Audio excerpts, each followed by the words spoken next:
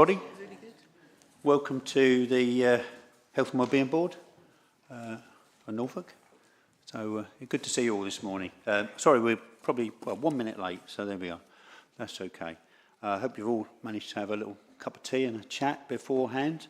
So I'm Councillor Fran Waymark. I'm the chair of the Norfolk Health and Wellbeing Board and the chair of the Norfolk and Waveney Integrated Care Partnership. This meeting is being held in person and is being streamed live on Norfolk County Council's YouTube channel. I'm just looking to our assistant to check that's the case, but hopefully we're live because we had problems at Cabinet the other day and we were just on audio. But anyway, there we go, we'll continue. Fire alarm, you've just heard the fire alarm, so we're not expecting another one. If the alarm does start, we must evacuate County Hall, and in the event of emergency, please make your way to nearest exit and meet at the muster point located on the main car park. Microphones, when using, please make sure it's switched on and you can speak towards it, like this is here. Okay, if you keep the mic about 6 inches away or 15 centimetres for you younger people, it will avoid any feedback. When you finish speaking, please push the button to turn it off, which will allow the system to pick up the next speaker. Okay. I've got a message here about media equipment in meetings. Under the Council's protocol on the use of media equipment at meetings held in public, this meeting may be filmed, recorded or photographed. Anyone wishing to do so must inform me, which nobody has, and ensure that it's done in a way that's clearly visible to everyone present. The wishes of any individual not to be recorded or filmed must be appropriately respected. Okay, thank you. So I'll just pass over to Nikki for apologies. Thank you. Apologies received today. Councillor Penny Carpenter, Dr. Charlotte Florence, Gavin Thompson subbed by Amanda Murr, Paula Boyce subbed by Miranda Lee, and ACC David Buckley subbed by DCS David Freeman. Thank you. Is that correct? No. Sorry, Chair. Paula Boyce actually has left the organisation, so she's not. Miranda's not sub, and Miranda will be a permanent attendee to the Health and Wellbeing Board. Thank you. Thanks very much. That's helpful. Thank you, and welcome, Miranda. Okay. I'd just like to say welcome to. We've got some new people here. Obviously, DCS Dave Freeman, welcome to yourself, and obviously to yourself, Miranda. So hopefully you'll enjoy the meeting, and we'll have a good one. Can I ask members? First of all, sorry, minutes. I'm jumping ahead of myself here. On page 5 of your papers, we've got the minutes of the board meeting on the 3rd of December. Are people content with the minutes? Yeah? Lovely. Thank you. I'll sign them as a true record. Thank you. We've next got item 3 is members to declare an interest. So, has anyone got any interest to declare? No, I see none. Okay. Lovely. Thank you. I just got a couple of brief updates. Obviously, we've got, we've got Suzanne Meredith here. I just want to thank her for all her contributions and wish her well for her upcoming retirement. So, yeah, thank you. Thanks, Suzanne. And we've got a couple of new members. Excuse me. Excuse me. We have got, as I say, a couple of new members which we've introduced, so that's really good. And I encourage people to, take time in the break to speak to one another and have a chat. Okay. We've got no public questions, so sorry, get a voice behind me. So we move on to the first substantive item, which is progress on the Norfolk All-Age Autism Strategy 2024 to 2029, and that's page 13 in your papers. So I invite Ian Wake to introduce the item and then move on from there. Thank you. Thank you, Chair. So before my time, but in June 2024, this board adopted the Norfolk All-Age Autism Strategy, 24 to 29. And we agreed as a board that we'd work with the Autism Partnership Board that reports into this board to develop and deliver annual plans. So this report, there's two things. Firstly, it provides an update on the progress during the first year of the strategy. And secondly, it presents the co-produced Year 2 plan with the actions that organisations have agreed to undertake to deliver the strategy. So I'll hand over to Karen and Tracy. Thank you. Thanks, Ian. So I'm Karen Dewars. I'm the Strategic Business Lead for Autism in Adult Social Services. Hello, I'm Tracy Walton, Autism Commissioning Manager. Tracy, can I ask you to pull your mic down so it's pointing towards you? Lovely, thank you. Sorry, I'm Tracy Walton, Autism Commissioning Manager. And Tracy and I support the Norfolk Autism Partnership Board with its work on the Norfolk All-Age Autism Strategy. And following on from this board adopting the strategy when Tracy presented it back in June 2024, as Ian mentioned, the Norfolk Autism Partnership Board set up a strategy oversight group to co-produce the yearly plans and monitor progress. This group consists of 7 autistic adults and parents carers, the Norfolk Autism Partnership Coordinator, and myself and Tracy. And as a group, we meet regularly, we obtain updates, and we review progress and report to the Norfolk Autism Partnership Board. It is important to note that the yearly plans highlight the new actions that organisations are taking, but there's also a lot of ongoing activity and day-to-day work to deliver autism support that isn't detailed in the plans. So Ian mentioned that the report that we're sharing with you today explains the progress that we've made in year 1, which is up to the end of July 2025. And the report provides a link to a You Said We Did webpage on the Norfolk Autism Partnership's website where we share that progress. It also talks about the learning that we've had from our first year of working in this way, and then explains the year 2 plan covering the current year up to July of 2026. So the You Said We Did was co-produced by the Strategy Oversight Group and published on the Norfolk Autism Partnership's website, setting out the progress and improvements in terms of information and resources, training and support. So full details are in the report, but to give you a flavour, it covers things like increased numbers of professionals being trained in autism through the Oliver McGowan training, the Autism Education Trust and the Norfolk Autism Partnership's own autism training. It covers the co-production of 10 tips for inclusion by young people, which help autistic children to advocate for themselves in school. It covers a new autism intensive support service pilot, which provides specialist support to autistic people in crisis. The rollout of Norfolk County Council's autism coaching service, which supports autistic adults with emerging social care needs to build confidence and develop skills. And all 3 prisons expanding the use of one-page profiles so that they can make adjustments for autistic prisoners in Norfolk. So, as I say, that's just a flavour. The full details are in the report and on the web page.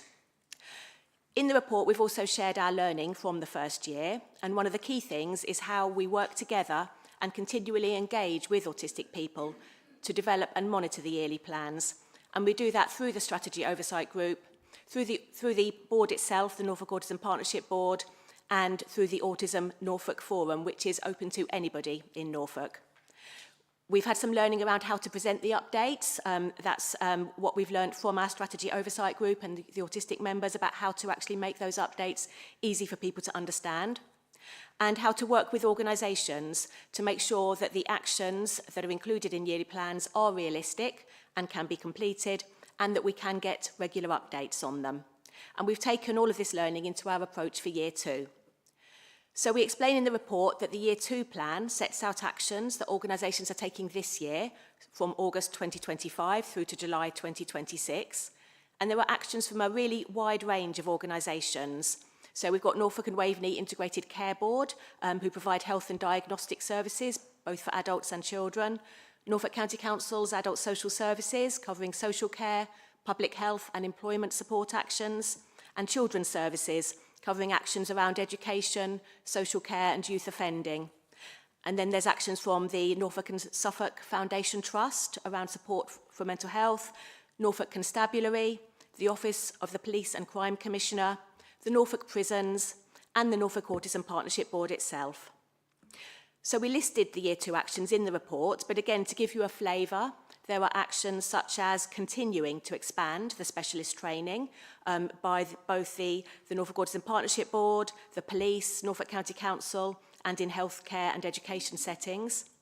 The Norfolk Autism Partnership Board organising another celebration event called Now That's What I Call Autism 2026, which is on the 23rd of April at the Forum to celebrate autistic identity, creativity and community. And that was a hugely successful event when they ran it for the first time last year.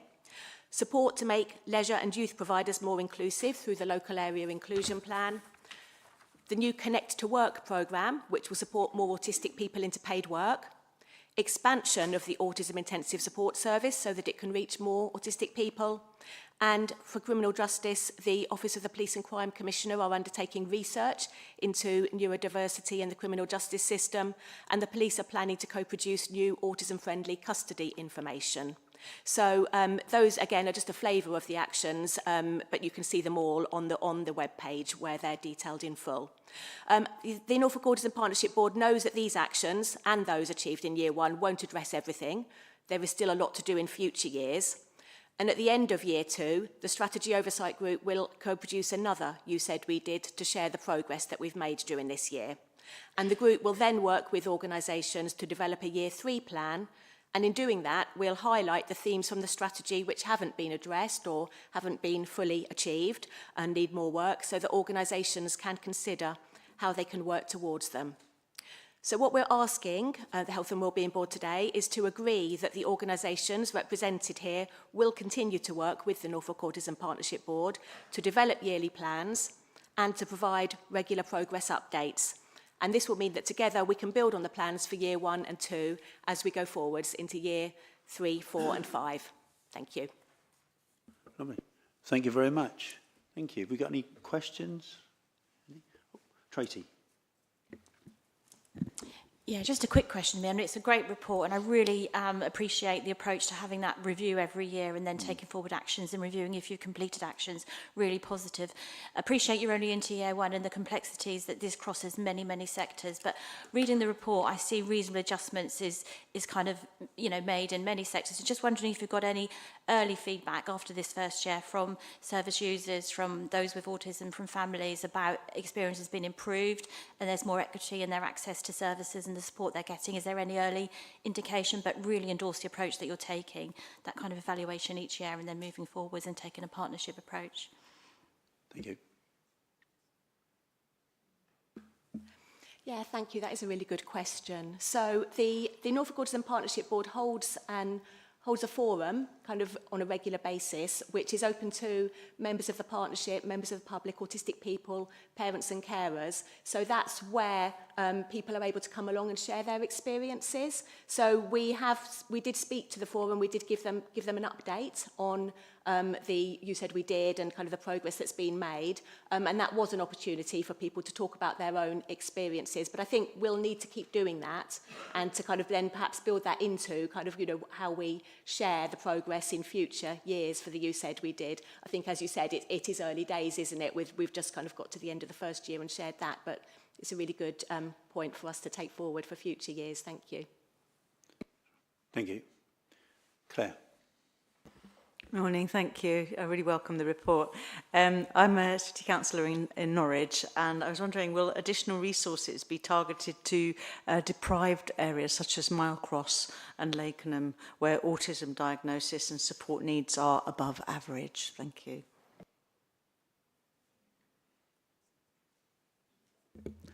Thank you for that question. I think when we're thinking about diagnosis, that's delivered by the Norfolk and Waveney Integrated Care Board, who are members of the board. They are adopting a county approach. So people will go to their GP, have a conversation, and then, or through the schools, have a conversation, and then they'll be supported through the various pathways. So it's very much about a county approach, ensuring that equity across the system. Thank you. Joe.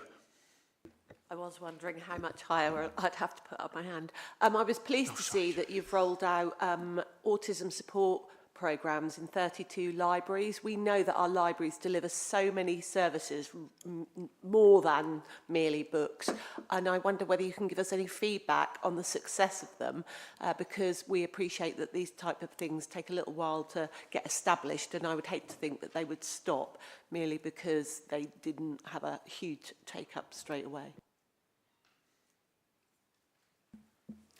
Yeah, that's a really good point, and they are really positive. I think, I think they do vary in how well attended they are across the county, but the Norfolk Autism Partnership Board coordinator has worked with the library service and worked with to look at where the gaps are, and in order to kind of roll out those groups really across a wide geographical area so that lots of areas are now covered. And it's a continual process, really, I think, of the coordinator working with the library service to see how well attended they are, whether they're on the right day, whether I know, for example, that one that Tracy and I went to when we were doing some co-production work at one of the libraries, they'd actually the group themselves had decided to change the day because it didn't suit people with their working patterns. So I think, there's always that flexibility and that continuous review to make sure that they are reaching people and that people want to go along and to have that support through those groups.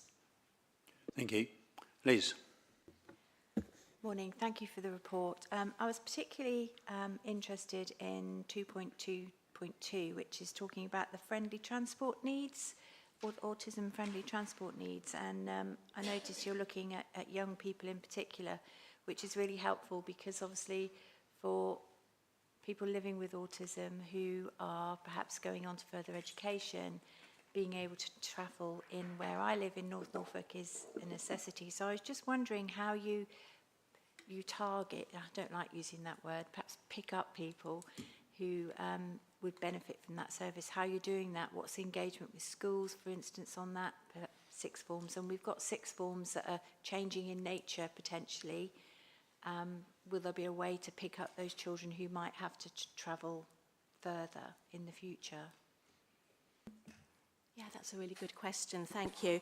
So the Titan Travel Training Programme it's a really excellent service supporting young people and adults actually with developing their confidence and skills around using public transport and travelling to where they need to go. And I know that they do work through children's services really closely with schools and education settings in order to pick up those children and young people to help them with getting on those travel routes to go to college and school and where they need to go.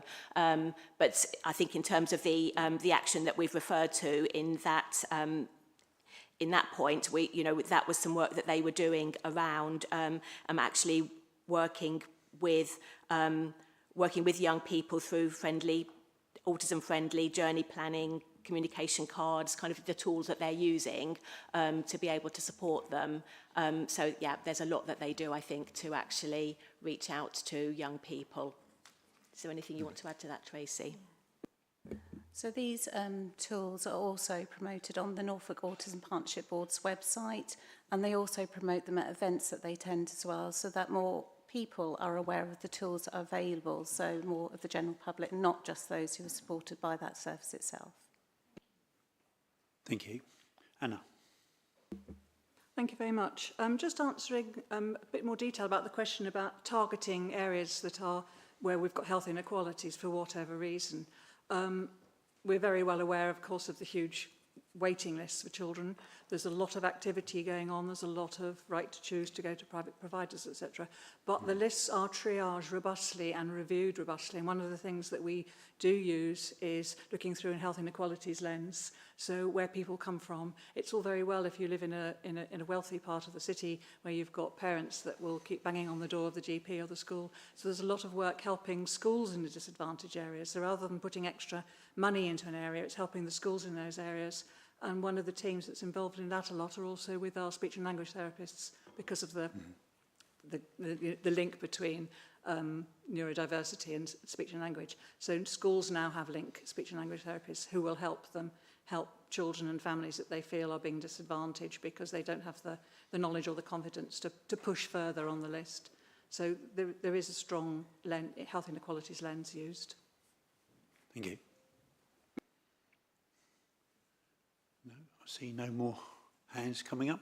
So we were asked to, the recommendations on page 13, So we're asked to agree that the organisations represented on the Health and Wellbeing Board will continue to work with the Norfolk, another acronym, sorry, NAPB, to develop yearly plans and provide regular progress updates. And I think it's really important having an annual review to make sure we're going in the right direction. So are we happy to agree this? Yeah, agree? Excellent. Thank you very much. So obviously we'll all be going to the website, and did you say 23rd of April at the forum? Now that's what I call autism. I think it'd be a great event. Lovely. Thanks very much. Thanks, Karen. Thanks, Tracy. Thank you.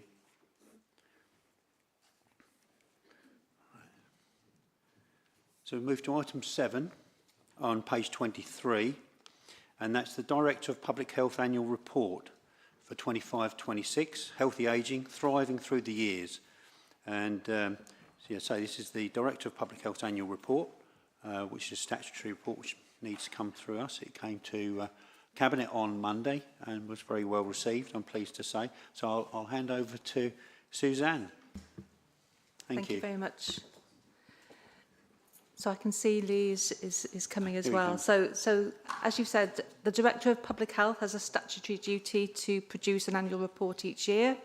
And this year it's focusing on healthy ageing, and it provides recommendations and actions that we can all take as either individuals or organisations or communities across Norfolk to support people to live in good health for longer. And I'm very pleased to welcome Lee Watson, who's a consultant in public health medicine, who's been leading our team, who's developed this report. But I'd like to say thank you to Lee and the team in advance of his presentation, because they've really put a lot of effort into this. So thank you, Lee, and the team. Over to you. Thank you. Thank you, Suzanne. And I'd like to echo that as well. A huge thanks to the team and partners that have contributed to the development of this report. I'm not going to try and kind of run through and press the whole thing, because there's a huge amount in there, but hopefully you've had an opportunity to take a look, and I hope that there's something in there for all of us to think about and reflect upon, as is requested in the recommendations in the paper. But just to give a little bit of context, I'm sure we're all aware Norfolk has an older population than average. In less than 15 years' time, nearly 1 in 3 residents are projected to be age 65 or over. Some of our districts are already experiencing that. And in terms of across the whole of Norfolk, that looks like around 82,000 additional residents sitting in that age group. And as I previously suggested, there's some district variation to that, and on page 13, hopefully a useful visual to see how that's going to, or how that's projected to play out across Norfolk. But absolutely, our ageing population is something to celebrate. There are workforce, 4 in 10 are currently over 50 in Norfolk. There are volunteers, our unpaid carers. National data suggests that over 60% of our unpaid carers are aged over 50. They contribute huge amounts to society, and therefore their health and well-being is extremely important. Yet it's unfortunate that national data suggests that 46% of over 50s report experiencing ageism in the last year. So ageing isn't experienced equally across Norfolk.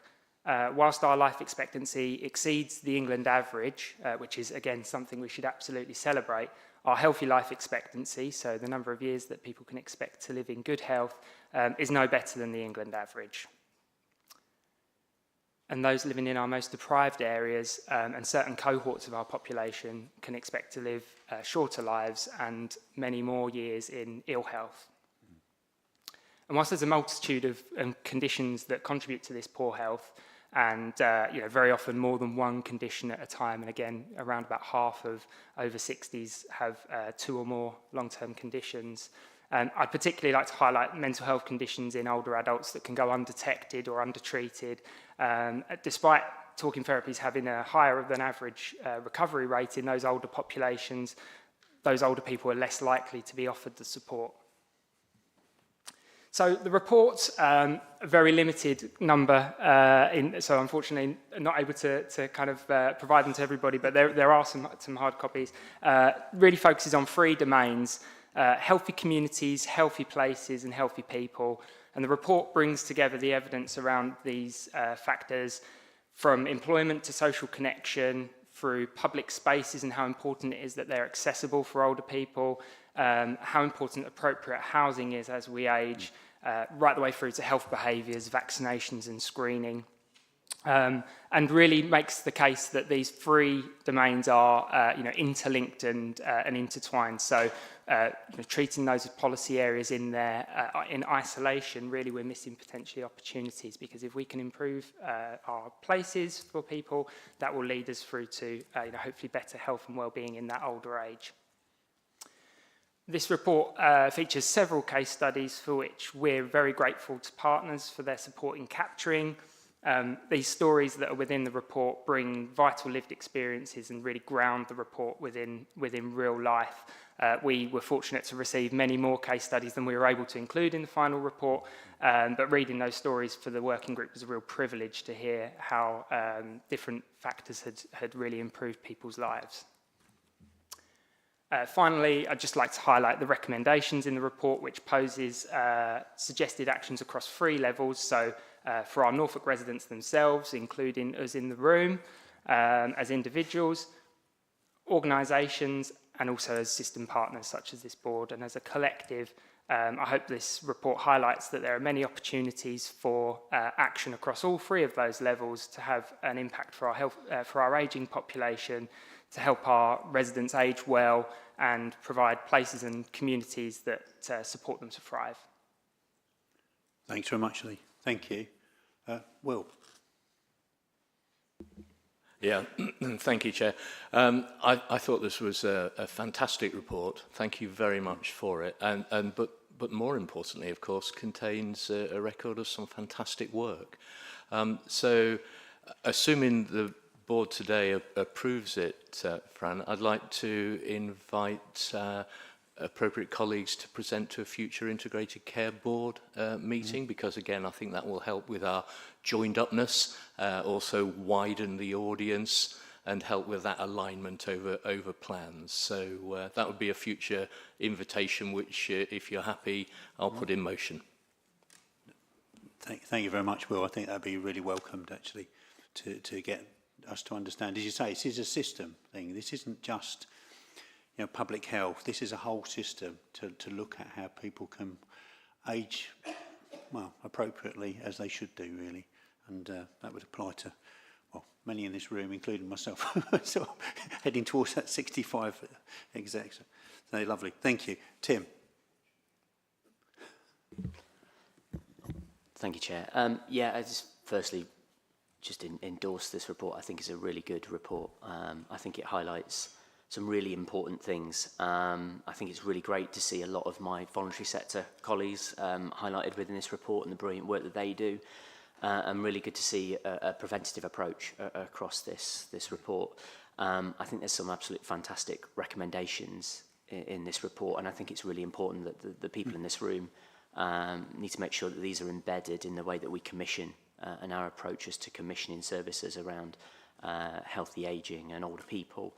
And I think really what's great within this report, it really highlights the approaches around asset-based community development and the recognition of community roles and volunteers within this space. And I think once again it's really important that we recognise that actually these are roles that need to be funded and that need to come with some resource as well within our community to make sure this work is ongoing. The final point for me, and there's no real question I suppose, but it's much more that I think this report is much wider than just everyone in this room. It's much wider than the ICS. I think it needs to be taken and considered across all of our public sector and all our departments to influence about what they're doing. Because I think, as Lee, you alluded to, it's not just about, health and social care. It's about the housing, it's about planning, it's about development, it's about transport and infrastructure.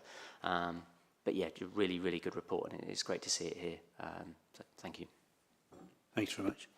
So I've got Tracy and then Kim. So Tracy. Thank you. Yeah, like everybody else, I mean, it's a great report. The infographics are really hitting, and I think those figures and the statistics are really meaningful in there. I think for me, just thinking about the levels that, you know, the people, the communities, the places is really important. I just wonder how we kind of take this forward as we're moving in a later paper in the agenda. I think in the this part of the agenda is around neighbourhood health and those approaches. I think that's going to be central and key to that. So just holding that really and how we think about that when we have got such an ageing population, knowing that, you know, ageing is a life course approach, isn't it? So just thinking really early on and that whole course approach, I think, is going to be important.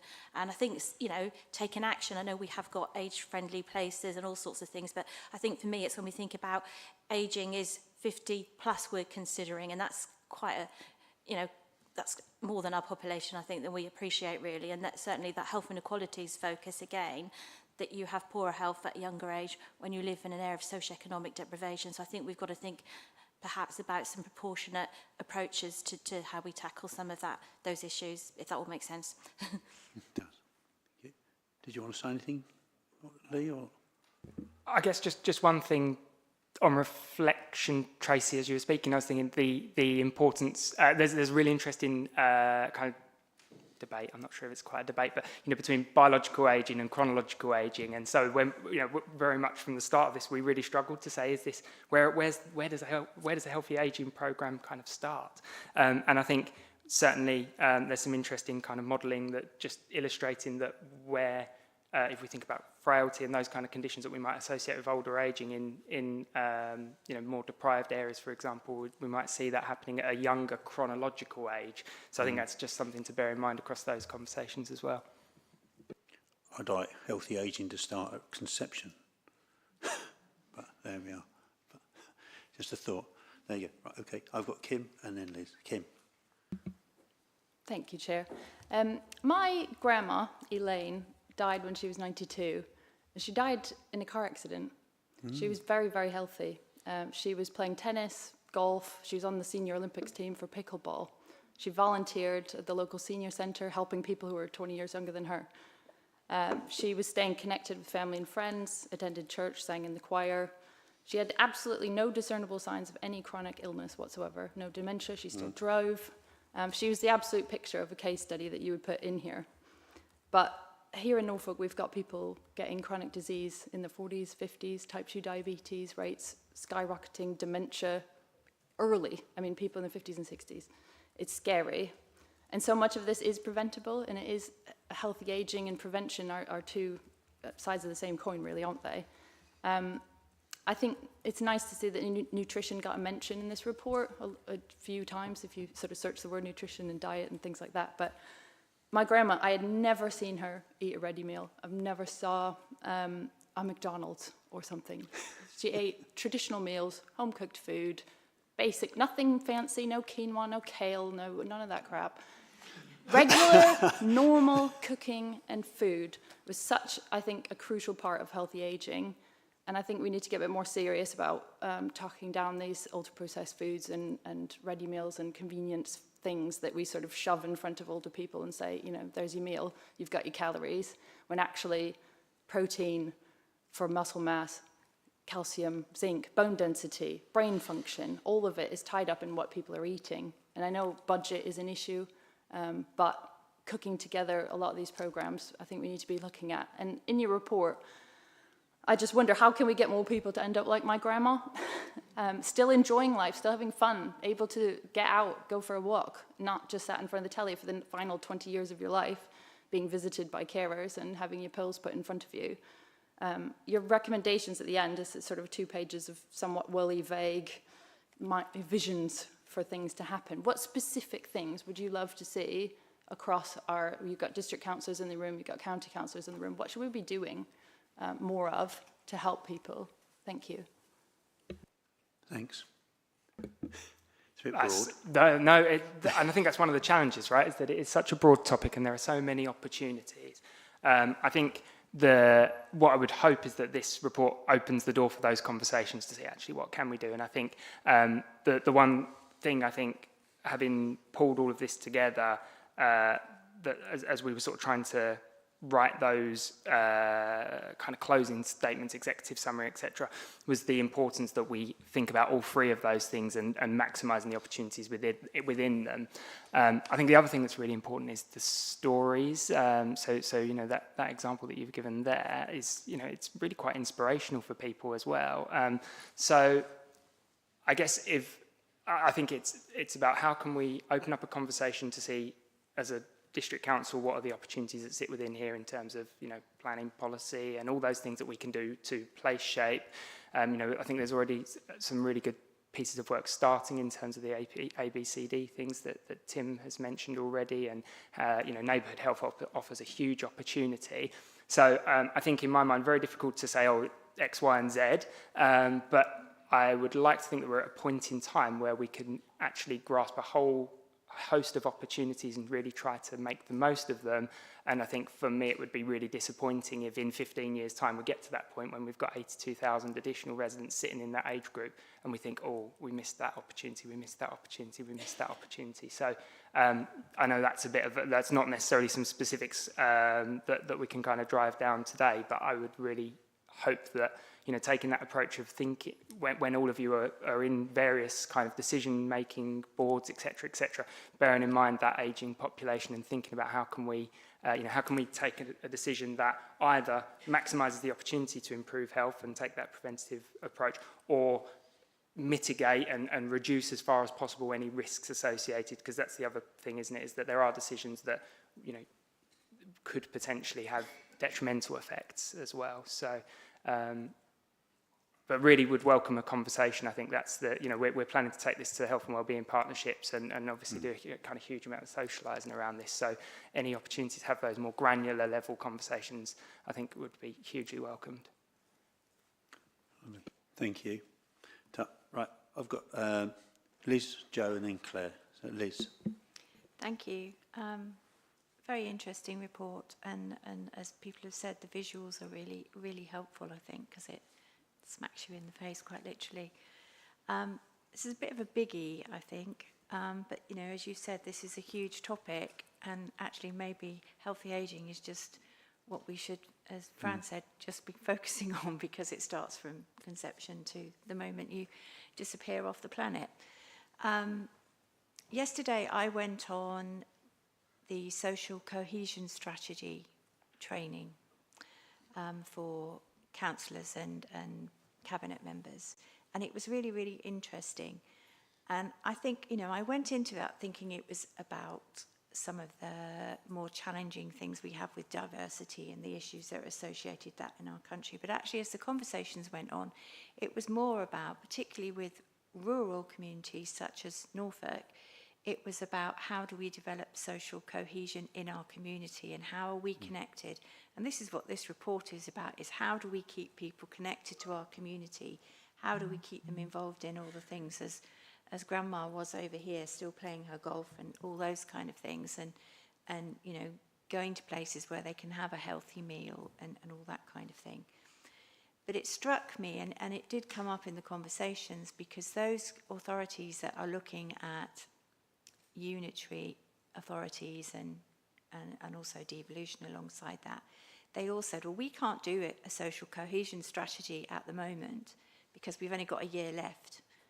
There's no point us putting all that in and then it's going to be a thing. But what we decided and were talking about was, actually, this is a huge moment and an opportunity for a massive reset. Wouldn't it be amazing if we all got to the position where the current authorities that we're in, we knew what our districts needed in terms of moving social cohesion forward, but then to be thinking about the ICBs, the health and wellbeing partnerships are perhaps the one thing that's going to be less touched by transformation within the system. That's sort of my feeling at the moment. If we can take the health and wellbeing boards and we can all work together when that comes into play, that social cohesion strategy that needs to be developed for the new unitaries, which we'll be starting to work on next year, you know, if it goes ahead. Wouldn't it be wonderful if, as I think it was Professor William Pope said, if we could work across all the different systems, if we could have that as a combined and joined approach to be working on, I think that would really benefit, you know, concepts like this really. And that's, you know, and they're doing lots of training this March if you're LGA related, so you can follow that up. Thanks, Liz. I agree. I think it's, in times of change, there's times of opportunities. And I think this is a real opportunity with the changes going across so many systems that we're involved in. So I think it's very true. Lee. Thank you, Chair. Yeah, I think I absolutely agree. I guess the one point I wanted to make is that it doesn't, you know, if we can't get consensus on the structures that will look after that thing, I think there are other ways of doing it. So I just wanted to highlight we've got an age-friendly community of practice. I think we've called it a learning network rather than a community of practice. But essentially, we've got 3 districts across Norfolk that are already kind of working actively on age-friendly communities. But actually, within all of the districts, there's some level of interest in how do we make our places better for older people. So what we've essentially done is just agreed to come together on I think we come together on a monthly basis, officers and different partners from across those places and spaces, to explore actually what can we do together, what can we learn from each other and each other's experiences. And that might not necessarily result in every single district being, you know, kind of applying for age-friendly status, but actually it's a really great way for us to share learning, to work on the same agenda with it that isn't restricted by the you know, by some of the structures that we might try and wrap around that. So I think that could be an alternative model, I think, that we should consider as well. Thank you. Jo. Thank you. I was interested about the housing accommodation. We know that that plays a huge part in keeping people healthy and safe. I wonder if we've got data on because it says 10% of social housing is not of a decent home standard, which is much better than privately owned. But also I'm interested, because I couldn't see it in here, about people of a black or ethnic minority. I've attended a Centre for Healthy Ageing online event which says our housing systems are inherently racist, and we don't have to look too far back to see that. I couldn't see any data in your report on that. Might have missed it, but I'd be interested to know more if we're collecting that data to see how our residents, our friends and families from minority ethnic groups are living. Thank you. Thanks. Have you got anything, Lee, or no? Only to say that I don't think we do it at a Norfolk level, but I will take it away and see if there is anything. But I think we might be reliant on national data in that regard. I may be wrong. I would just point out, if we don't measure it, we can't capture that data. It's really important. Thank you. Claire. Thank you, Chair. It's a great report, and the infographics are fantastic. There's a really startling infographic on page 45 where it's about the sense of belonging and people being over 4.5 times more likely to experience severe psychological distress where they don't feel that sense of belonging. And this may be one of those opportunities for a more granular conversation, as you were mentioning, with the health and wellbeing partnerships. But I was wondering if you had any thoughts about any changes that can be made quickly in Norwich regarding our significant loneliness and poor neighbourhood hotspots.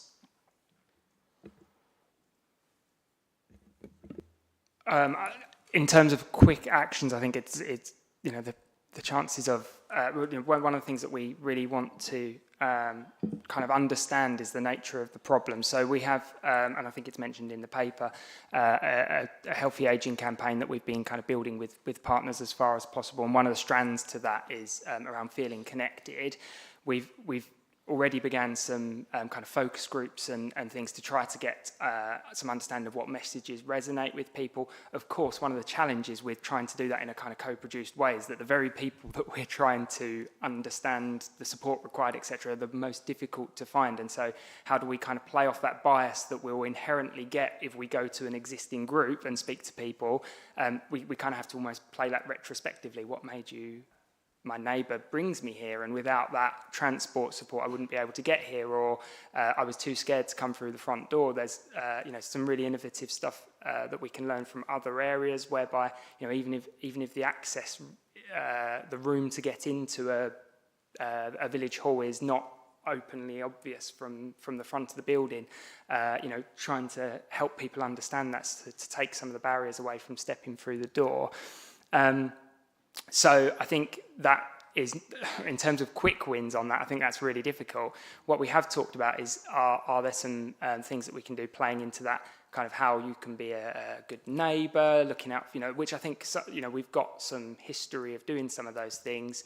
And I think the other thing, just to mention, in terms of good things that are already going on, I think there's the papers in the second part of your meeting. You've got some of the work around Mindful Norfolk, and we've got some examples of good practice that I think possibly do have some application lifting and shifting. So some of the things that are going on in South Norfolk and in Broadland, and emerging in Breckland, there might be some things that could be lifted and shifted. But I think the really important thing is that we make sure we do that co-production properly, because there is a risk that if we do it kind of skimming the surface, that we kind of learn the wrong lesson from doing it, I think. Thank you. Emma. Thank you, Chair, and thank you, Lee, for this report. I fully endorse it. I'm really pleased to hear the rich conversation that's taken place today, and I'm fortunate that I chair the Great Yarmouth Health Partnership. And I'm going to put you on the spot. We have a meeting on the 18th of May that I'd love you to come and present to. We're currently in progress of our older people strategy. So this would be really good if you'd be able to attend. I can drop you an email after. So thank you. Lovely. Thank you.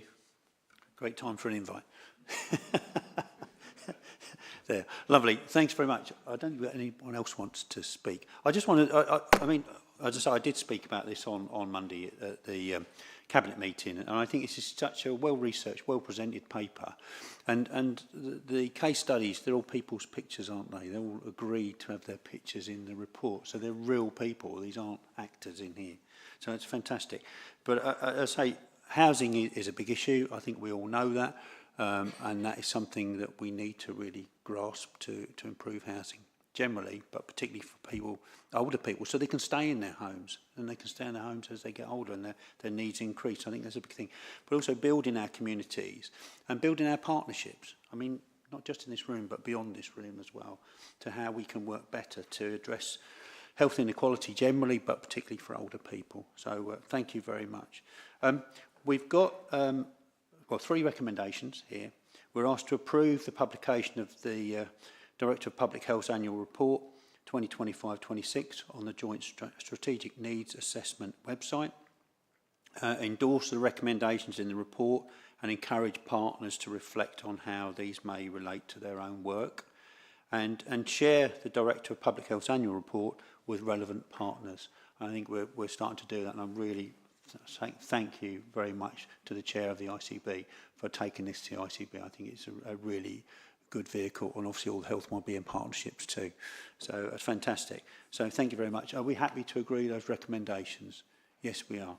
Thank you very much. Right, so I'd like to thank Suzanne and Lee, and also Diane Steiner, I know, has been heavily involved with this, and all of the team at Public Health for such a great report. Thank you very much. Thank you. Thank you, Lee. Ta. Right, our next item is item 8, and it's the Better Care Fund Q1 and Q2 returns. This is something we need to do on a regular basis to, well, in many ways, tick the box for central government. But nonetheless, it is an important report. It's an important report. There's a lot of things that go on within the Better Care Fund. Yep, I will hand straight over to Ian. Thank you. Thank you, Chairman. And as you say, the Better Care Fund is certainly very, very important for Norfolk County Council. It represents the pooled fund from which we commission with our ICB colleagues a whole range of really important integrated care programmes and prevention. So the report sets out performance at Q3. I'm pleased to say it's demonstrating that we continue to deliver really effectively against the national and local metrics, as well as supporting key programmes of preventative work and intermediate care. My other observation is I think the metrics are actually genuinely system metrics, and as such, they're really good proxies for the health and effectiveness of system functioning and system level prevention. But I'll leave it there. I don't know, Ed, whether you wanted to add anything before I hand over to Ed and Karin. No, I'm just commend the work. I mean, the metrics are telling a really good story in how we benchmark nationally. The only thing I'd add is I visited the Unscheduled Care Coordination Hub recently. And myself, yeah. I'm obviously partisan, but that is a national exemplar in what the work it's doing, and the reduction in harm, for example, you look at the ambulance trust as a result of the work they do is really meaningful. So I think there's a slight question about what more we could do through that hub to coordinate efforts going forward, and what, you know, further improvement to the metrics we could see if we built on the hub. So build on our assets is our message.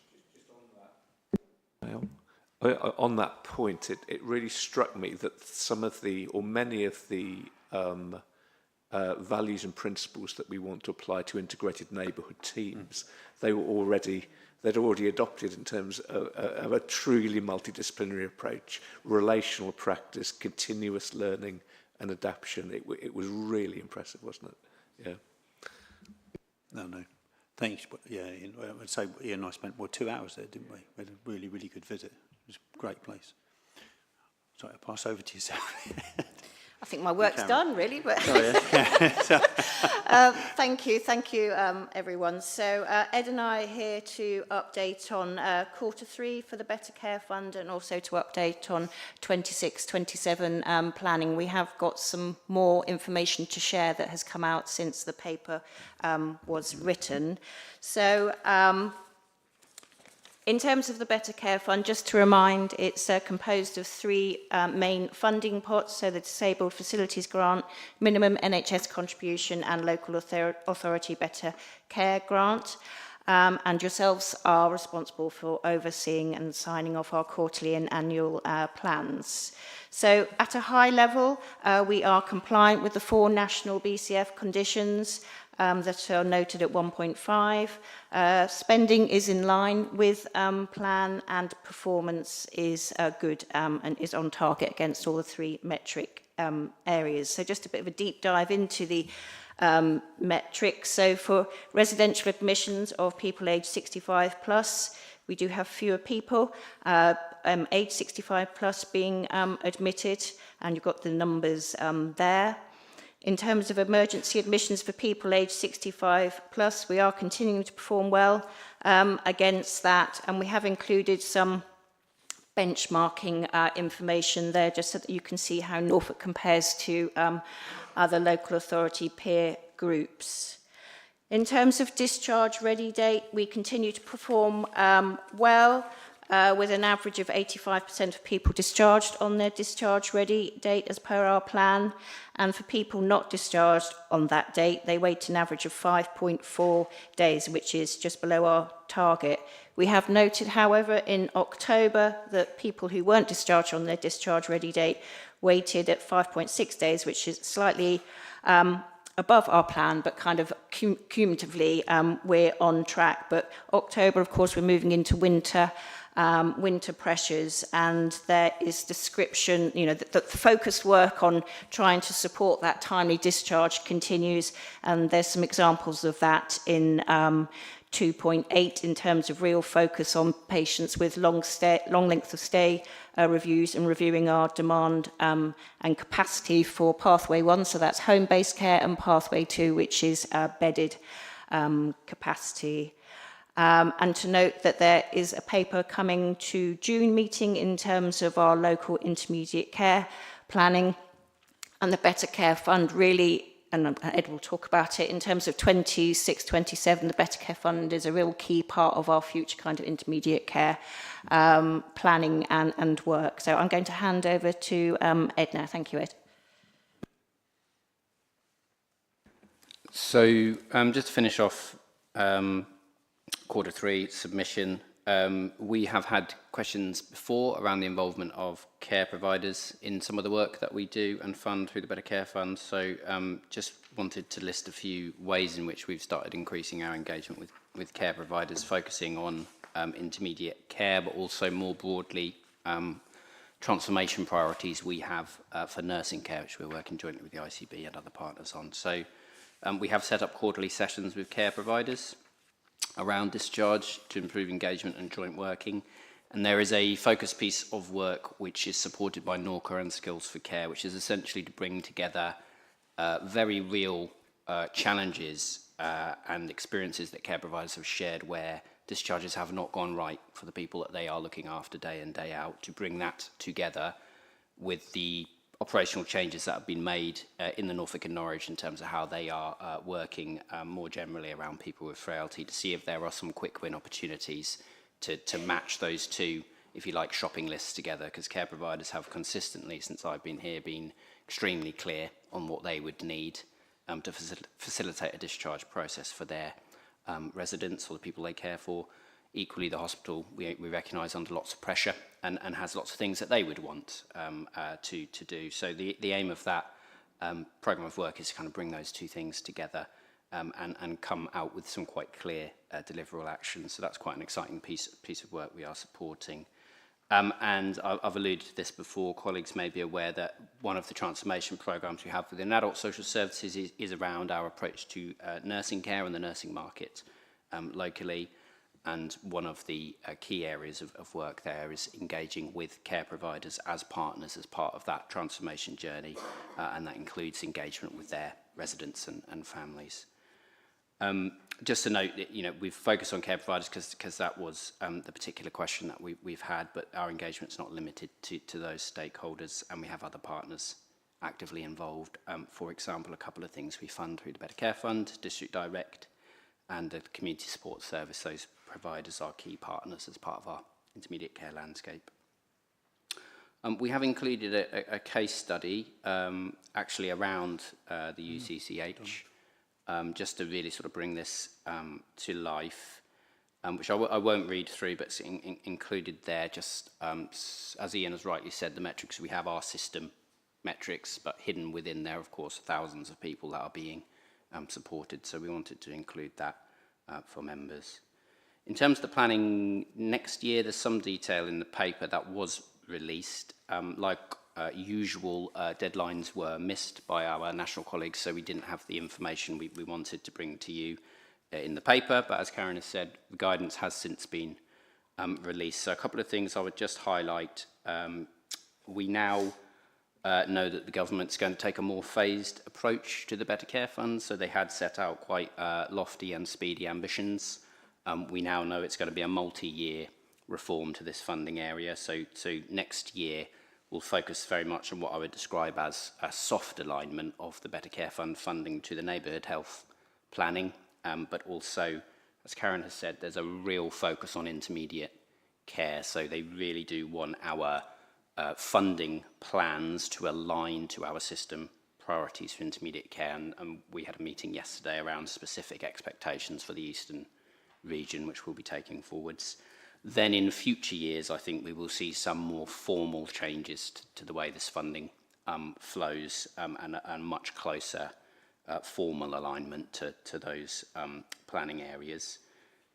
We've got slightly longer than we have had historically, so we are now looking at I think it's the 19th of May for a submission, which does, for the first time since I've been here, give us a decent run rate, actually, in terms of being able to make the changes we want to make.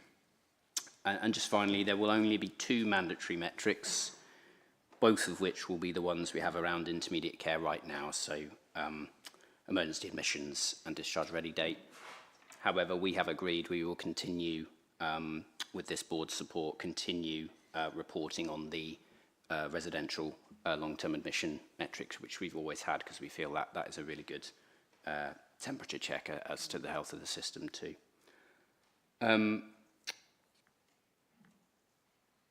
Sorry, forgive me. So we've previously been here several times around the changes we were looking to make anyway. So I suppose just to flag to members, we continue working through jointly what the Better Care Fund plan for Norfolk will look like next year to make sure that it is the totality of our system investment in key areas which we've previously gone through, so in intermediate care, prevention, community support, etc. So we're really confident that work's in a good place, and we will be able to have completed that in time for the national deadlines. So there's no change to what we've previously discussed. We continue working together, and we will be able to get members a plan for 26-27 that includes our totality of investment against local and national priorities, which we've spoken about previously. So I don't think there's anything else I would flag. Is there anything from that call to add?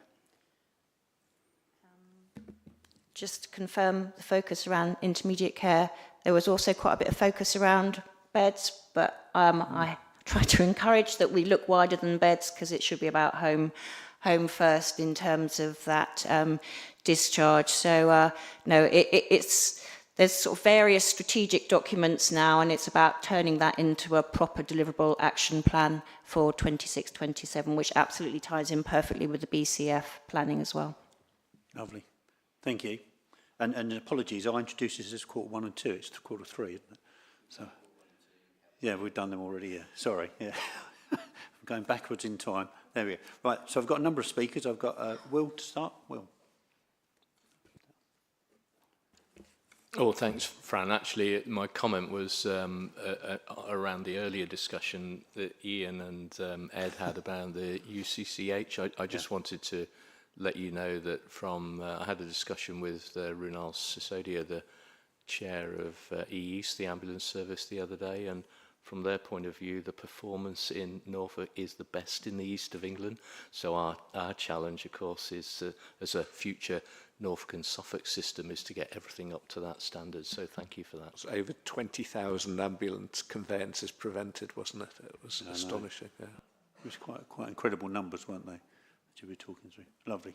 Thank you. So Liz. Thank you. Ed, can I just come back to what you were talking about, your quarterly discussions with care providers and some of the challenges that you have learned about through those discussions. And you mentioned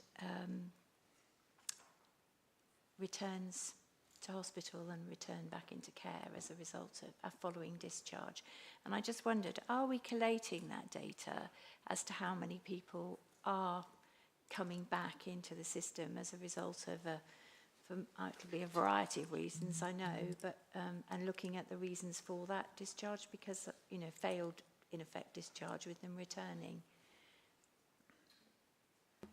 Yeah, so I think we are. I don't know whether there's opportunities to do it in a more coordinated way. It's probably what I would suggest, because the immediate thought that comes to mind is also a lot of people who are discharged home with no care and support, and if they then turn out to need hospital in 2 days' time, that's not a successful discharge for us, the system.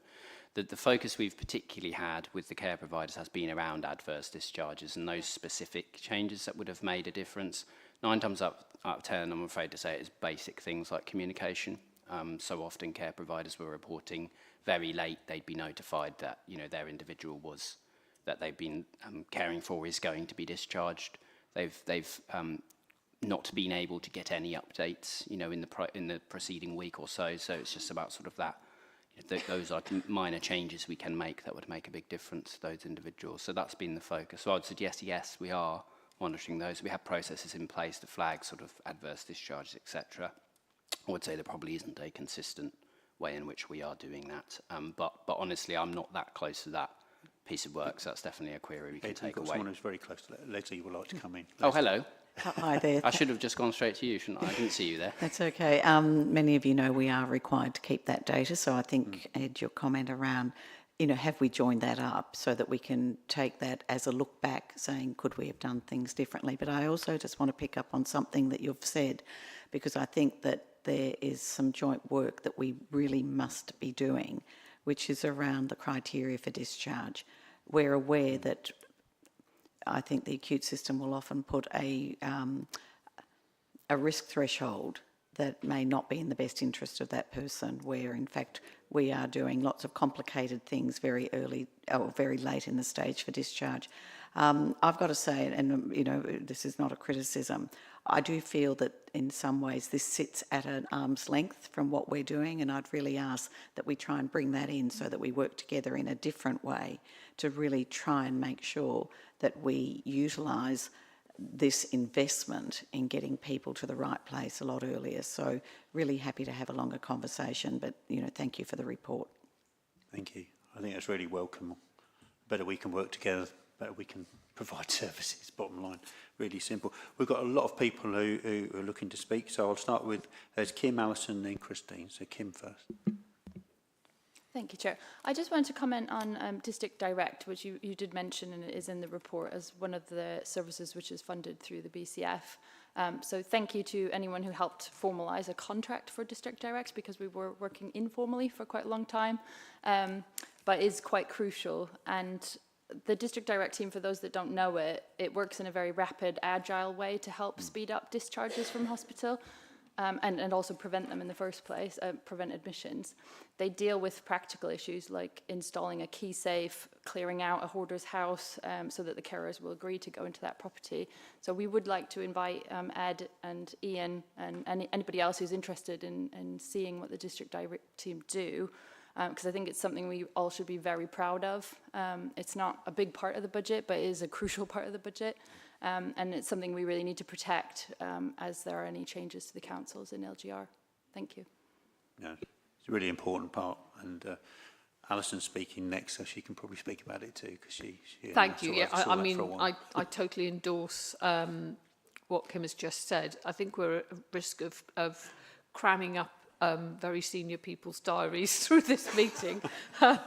I can certainly fill Ian in on you know, the value of District Direct, having spent some time with them some while ago now. But it is, you know, it is a kind of, can we actually turn this person around from the ambulance bay and not bring them into A&E and sort out their problem before they get into a corridor and, you know, actually waiting for care that perhaps could be done at home. I wanted to go slightly strategic, actually. Just wanted to, when you were looking at 3.2, Ed, you've mentioned about some changes that NHS England seem to have signalled. And the one that jumped out at me was that there's a clear expectation that better care funding would be used to support the delivery of national policy ambitions outlined within the NHS 10-year plan. How are we going to ensure that those are actually Norfolk priorities? Because this is a better care fund for Norfolk, and whilst I'm, you know, very happy for us to help achieve a 10-year national plan, I don't want that to be at the detriment of what we consider as a group of people who sit right at the coalface the priorities for Norfolk. Sorry, I know that's a bit of a, you know, bit of a challenging one, but I think it's important that we don't get caught up in spending our money delivering an outcome nationally that actually doesn't improve things locally. Yeah, I mean, I'm not. Karen knows my views around NHS England and when they seek to give guidance around Better Care Fund. So I think you rest assured we will prioritise firstly and foremostly on local priorities. But I suppose for us it's always been about picking those aspects of the 10-year plan that do really resonate with our local populations. So at the moment nationally there is a real focus on intermediate care, but I think this conversation that we've had today has demonstrated actually locally there is that shared interest, so there's a real value to us bringing that funding in place. But the other areas that we are focused on that nationally perhaps they're not so focused on are the things we've spoken about here before, so our community prevention support options and particularly neighbourhood health. So I would imagine through this board and members is how we can make sure that we have a Norfolk local plan, but certainly within the officer level, we've always been taking our steer from you guys in terms of what we would focus on. So the Better Care Fund plan, which you will see for 26-27, will include intermediate care, which is the national area of focus, but will also include those other community prevention opportunities. I will pass over to Karen, but I just wanted to say, you know, this is a really great discussion, and this is exactly what we have tried to do with the funding, so that there is virtue to us being able to bring funding into a visible space, because we can have these conversations around these services that are going on and delivering. So thank you. Do you want to add anything?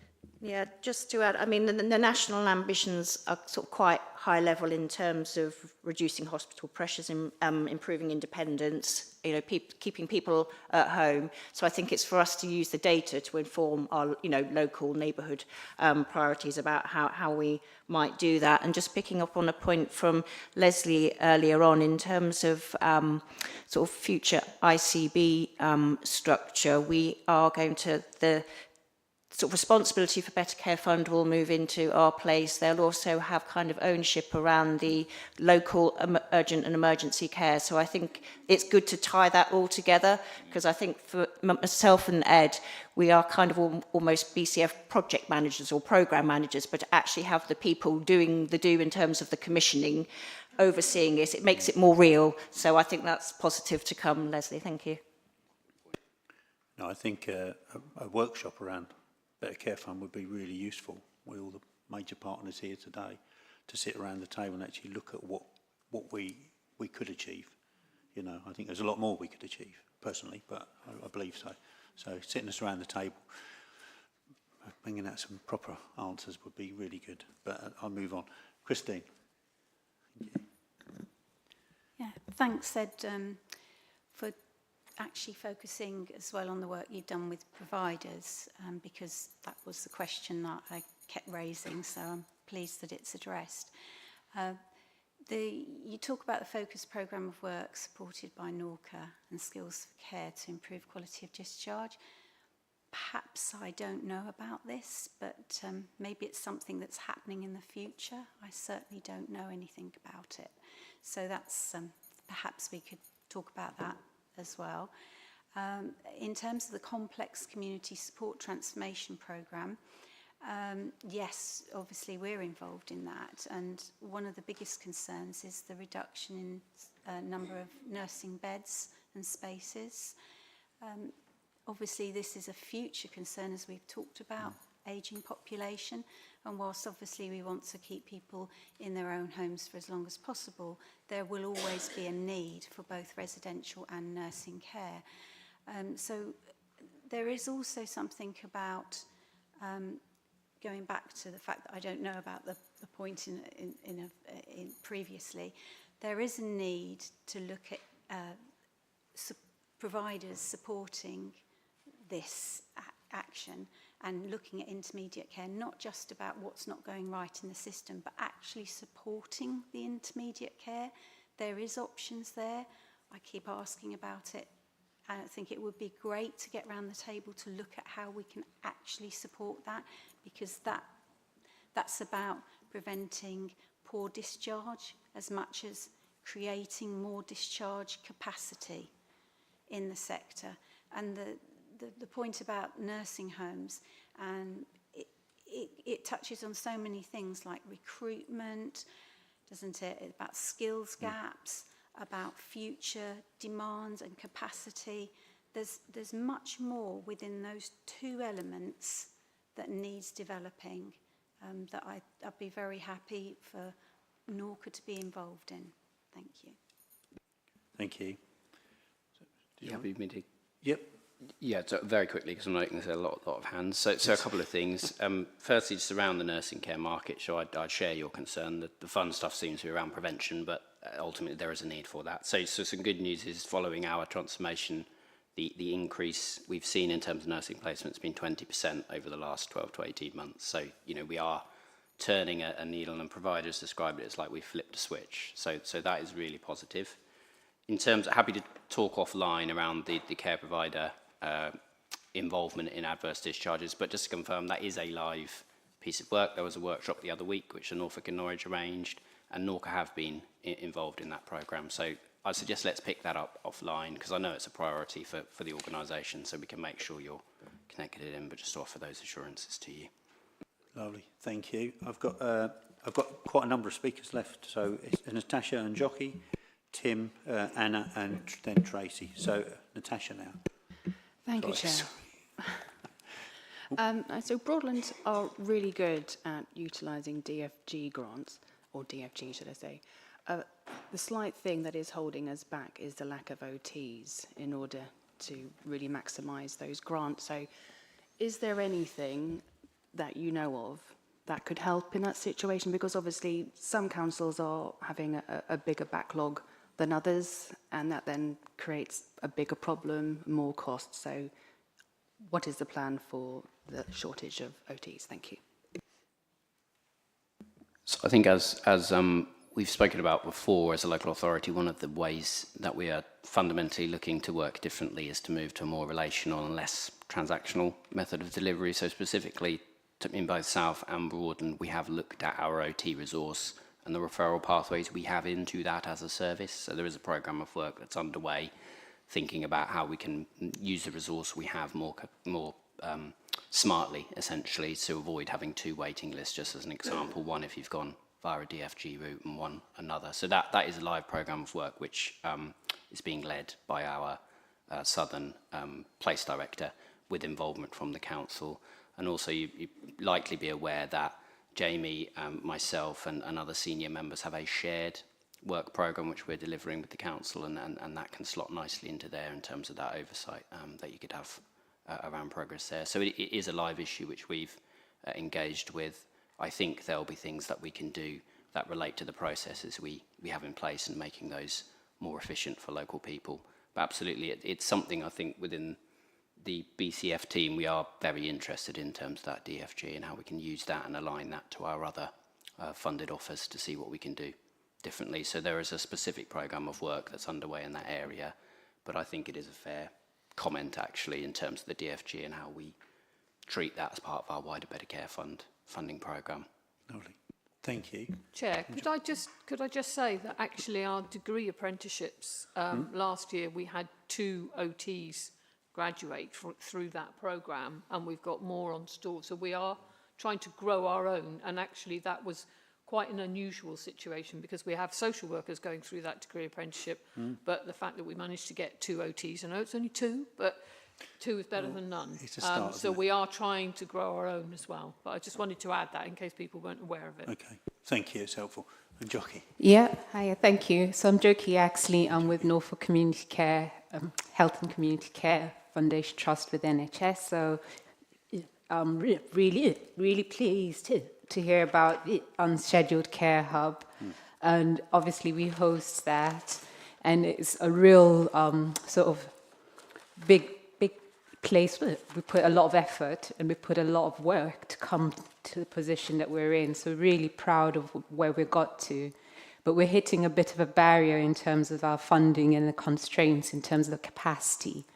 And I'm just interested to hear what are the other opportunities that we need to explore jointly, because that's where the whole magic happens, if you like, for me, that we can do so that it's not just, we're not just currently hitting just the demand, that we can actually keep coping with what's coming through to us. So I just wanted to hear it from your perspectives.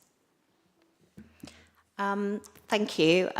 In terms of, so we've got the excellent coordination hub, but we need to have the kind of capacity to respond to the asks that are coming through there.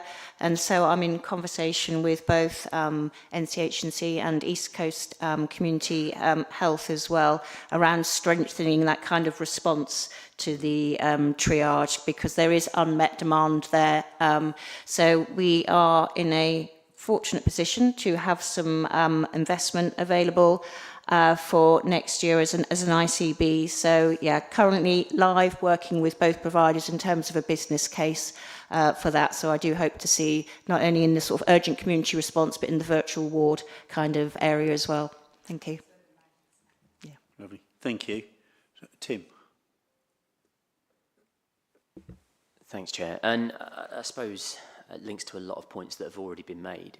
I read these reports every time we come here, and there's always so much in it. And every time I look at them, we're always better than our peers, and we're way above the England average.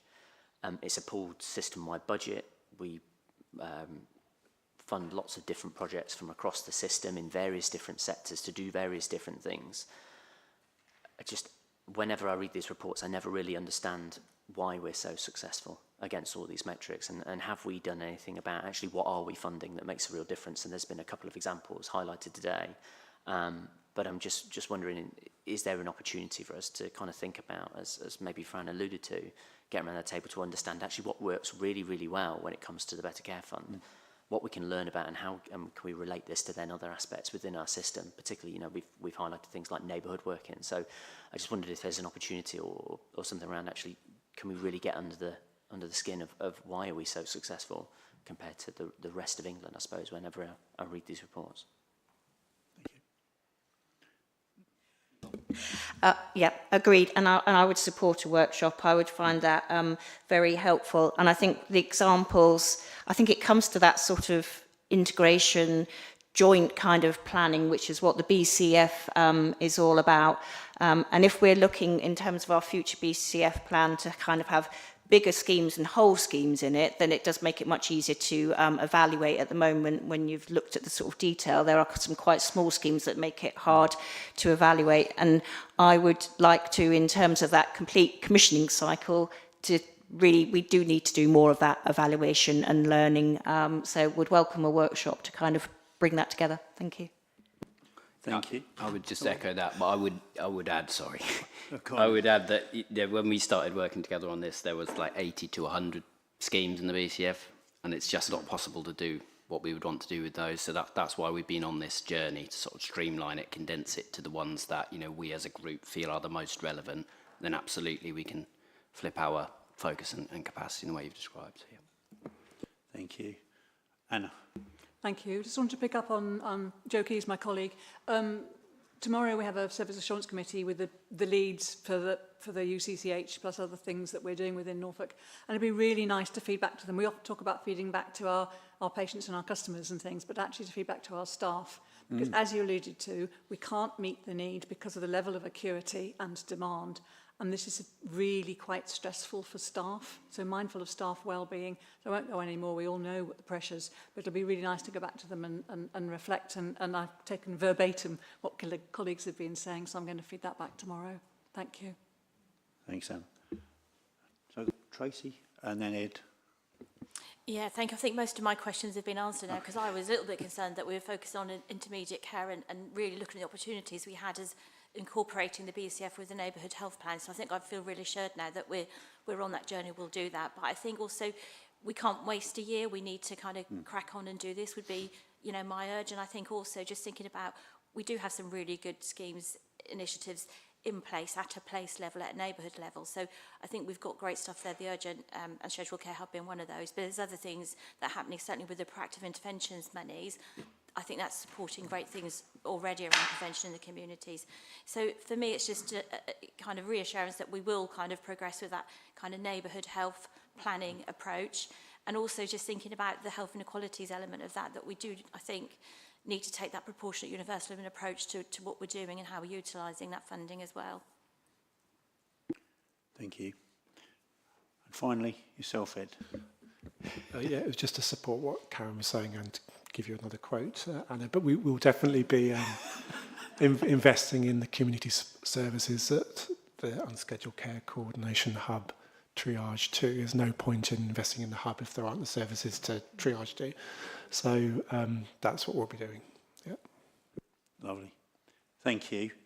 So I think we're all of one mind really. This is really effective, really makes a great difference, and we need to look at how we can extend and improve how we work together, really, which is something we should always be aiming for, but I know we are now in this real time of change. We've got 3 recommendations. I'd like to make it 4.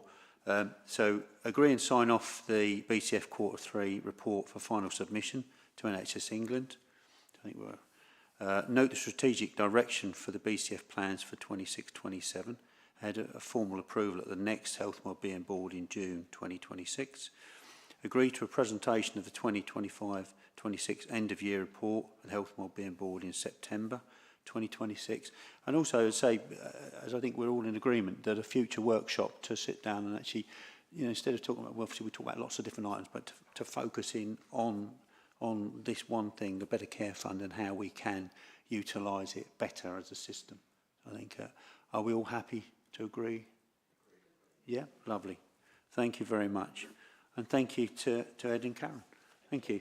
Right, we've factored in a 15-minute break now because the items on the ICP are quite brief, but also the final item here, which will be the Integrated Care Board Population Health and Commissioning Strategy, Population Health Improvement Plan, is quite a meaty item, but follows on into the one in the ICP. So we'll have a 15-minute break now. It's 5 to 11. So if we come back for 10 past, we've got coffee and tea in the other room.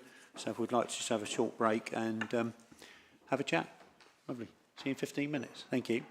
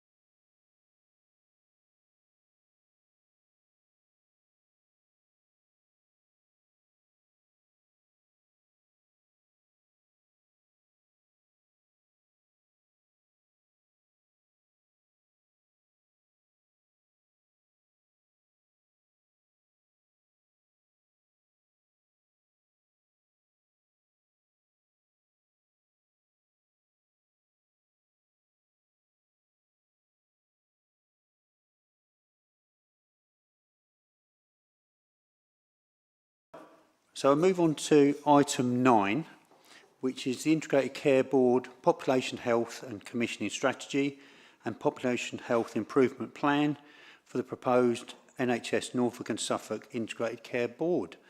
And I'll hand over to Ed. Thank you. Oh.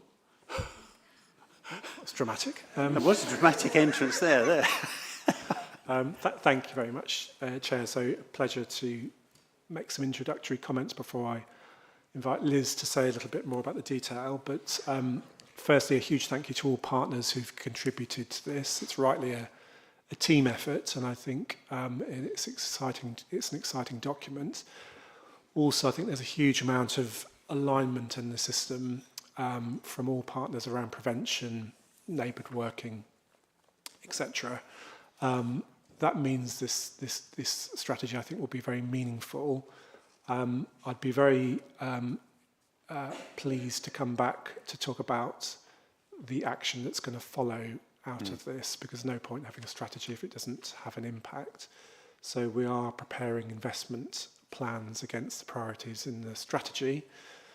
For example, on the feel-good domain, we'll be investing in assertive outreach services, propelling forward the mental health support teams in schools, emergency departments, mental health emergency departments, for example, in Norwich.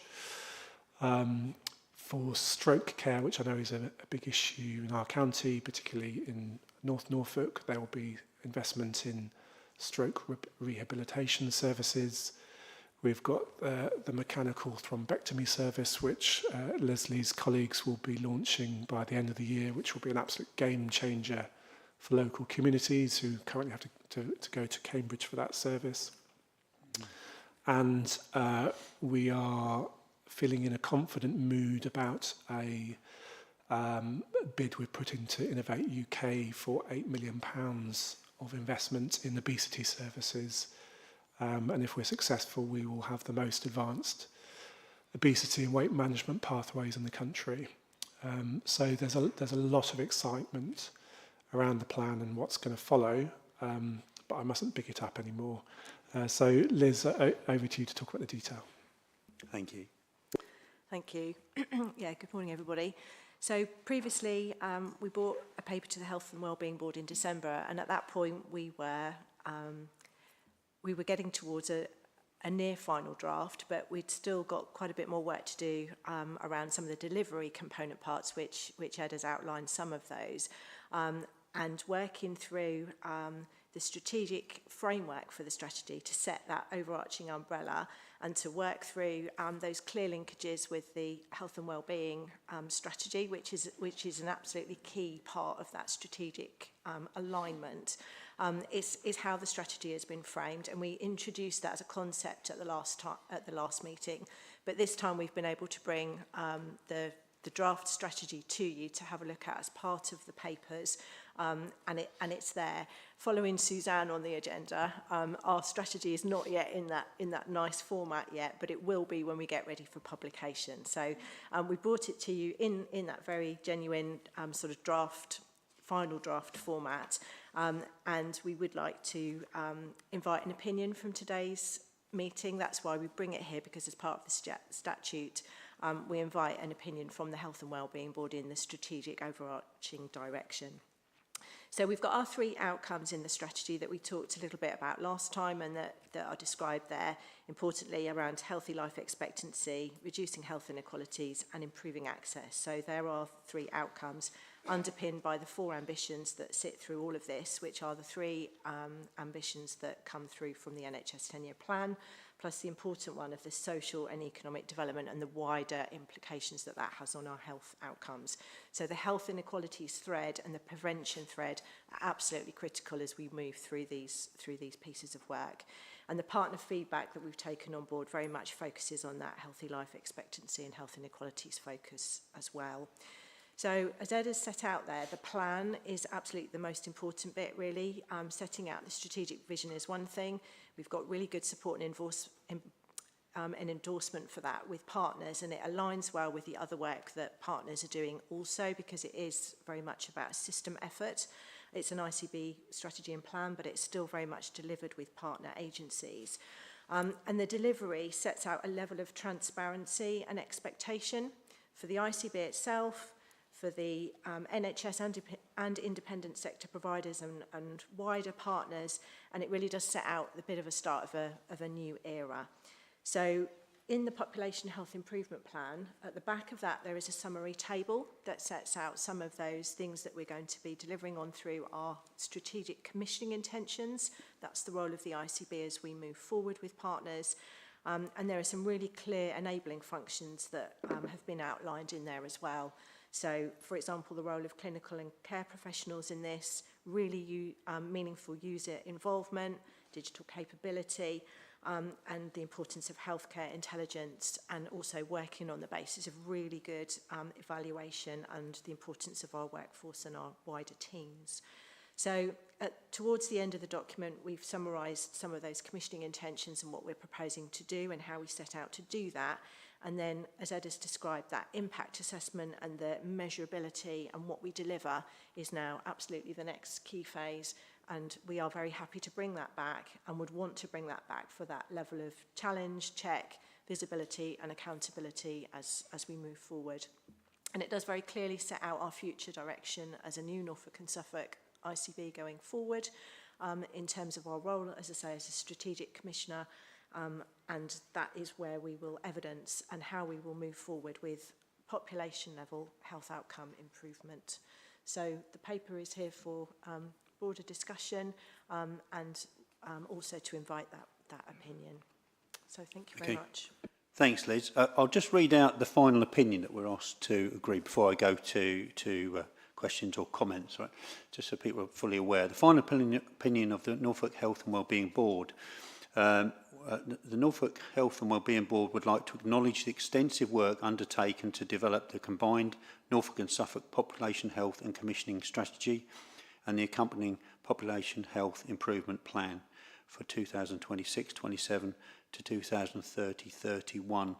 We note and welcome that strategy and PHIP are aligned with the 4 themes of our combined Norfolk Joint Health and Wellbeing Strategy and Norfolk and Waveney Integrated Care Strategy, driving integration, prioritising prevention, addressing inequalities and enabling resilient communities.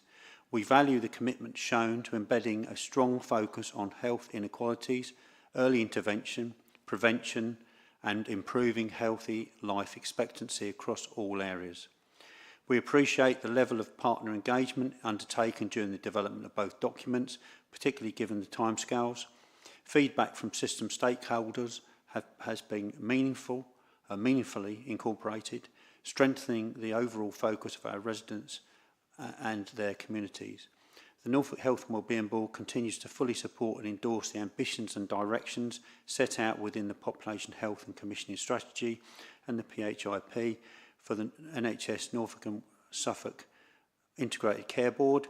As key partners within the integrated care system, we remain committed to working collaboratively to deliver the outcomes described, share our expertise and play our full part in improving the health and well-being of our residents. I read that out because the recommendation is to agree that opinion, so I just want to read that in advance so you're all fully aware of what we will ultimately be agreeing. But right, I've got a number of people who would like to speak and ask questions. So first of all, Kim, Suzanne and then Ian. Kim.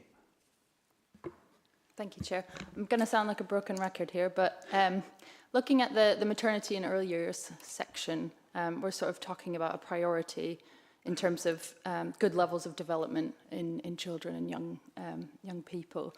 And I think nutrition should be a key part of this.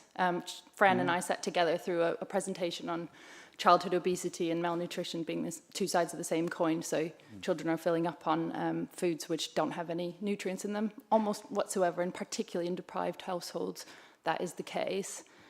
If a pregnant woman is not consuming food with nutrients in them, the child will be disadvantaged. Their development will be stunted. And I don't think we're being forthcoming enough with that information, particularly at maternity stage. My maternity journey probably ended about 5 years ago. My youngest is 5. I was not presented with any good information in terms of what a nutritious diet is, or even recommendations on vitamins, if that's the way people want to go. But it's absolutely crucial for brain development in children and for physical development. And I think we're just doing does the baby weigh enough? And that isn't necessarily saying how many nutrients are ending up in that baby's brain. So I think we need to look very carefully at those recommendations and when commissioning antenatal education courses. I don't know if we're at the point now where we have full rollout of in-person antenatal for all households, because it was, at the time I did it, you pay. So the middle-class women would pay for NCT. Everybody else got a link to an online course. So you miss out entirely on that, making friends with other mothers, getting to know the services that are available to you. I think there's a lot of holes in the maternity and early years, particularly on the nutrition side, but also on community engagement and things like that. Thank you. Yeah, we'll pick that up offline if that's okay, because in the Population Health Improvement Plan, it's an aggregated summary of some of those commissioning intentions. So there's a whole layer of detail that kind of sits underneath those, and those are available for commissioners, partners. That's what our teams will be using to work through some of that detail. So I'll have a look and check back through to see what is in that particular domain, and we'll have a look at that. Thank you. Thanks, Liz. Suzanne. So first of all, I'd like to say congratulations, because I think you've really worked really hard to do this, Liz, and worked with all partners, including Public Health, so thank you very much for leading it. Obviously, I'd like to support the focus on prevention and health inequalities, and I think the priorities you've got in the strategy and the plan really do align with things that we've identified for needs for population in Norfolk and Suffolk. And one example is the healthy ageing thing. That's obviously a common theme today that's running through it, and the importance of healthy life expectancy. So I think we're all on the same page. I really liked the focus on data and the use of information, and how you're really planning to really beef that up, I think, and it's very explicit now in the plan. It's good to see the focus on information, because we all need it, and it's absolutely vital to us in order to deliver the improvements that we need to. And really like the focus on evaluation, on population health management techniques, and the focus on evaluation. And I think we've got a range of really skilled people in Norfolk and Suffolk in terms of these topic areas. And I think we have an opportunity here to even work closer together than we already are, in terms of making sure we maximise the real skilled people we have that can help us do that together, rather than just within the ICB. And finally, I think in terms of the commissioning of the services, there's a lot of overlap sometimes with some other partners' commissioned services. And one example, we've just heard about children. I think going forward, it's not just the ICB that's responsible for some of these things. There's other people who are too. So we definitely need to work closely to make sure these things are integrated. That if we commission different services for similar things, like for example, smoking and obesity and children's services, we need to make sure those pathways are integrated. But I know you are making sure that that's happened. So thank you very much. Thank you. Did you want to say something? I'll just very briefly respond to Suzanne. The two public health teams have worked really closely together to come up with the integrated needs assessment that we talked a little bit about last time, to really back this up with evidence. And the strategic commissioning framework nationally sets out an absolute imperative that we are working to deliver services that are fundamentally based on really good evidence. And because of the way that the strategy has been developed in terms of a life course and the different domains as people work through their life course, the work that Suzanne has described there in terms of the focus on ageing, for example, that has now really built into the strategy. And as you say, the pieces of work are now really starting to come together and are aligned. And similarly also with the provider integrated care strategies as well, the delivery plans that providers are pulling together, those are also demonstrating really good alignment. And we've got a paper coming to the integrated care partnership part of this meeting a little bit later on about neighbourhood delivery, and that will also then talk through some of those delivery components and how, again, that will support the population health improvement plan. Thank you. Thank you. So, Ian. Thank you, Chair. A few observations and then maybe a plea. So I think there's overall, I really welcome this strategy and this report. There's a huge amount to like in here, and I absolutely endorse what Suzanne's just said about the focus on prevention and on health inequalities. And as an ex-DPH, you probably expect me to say that. So but it was really good that was so strong. I also really welcome the focus on place and neighbourhood. One of my observations when I joined Norfolk 16 months ago now was that there was a huge amount of goodwill between partners, but in terms of actual joint strategic planning at place, we were probably a bit underdeveloped compared to elsewhere. And so that strategic direction of travel from the ICB to devolve down to place and neighbourhood is incredibly welcome. Similarly, I was really pleased to see a focus on a single front door. And I think, again, that aligns really strongly with what we all want to do as partners around neighbourhood. I'm kind of conscious of Councillor Thomas's point earlier about national targets versus local priorities. I'm not naive enough to suggest that the ICB can't ignore national targets, because clearly that's how a lot of the NHS runs, but we need to try and find a balance, I think, to make sure that we're picking up local issues as well. I'm minded by Goodhart's law: when a metric becomes a target, it ceases to become a good metric, and I think that's often very true. The plea was just about the geography at place, so the strategy sets out the geography.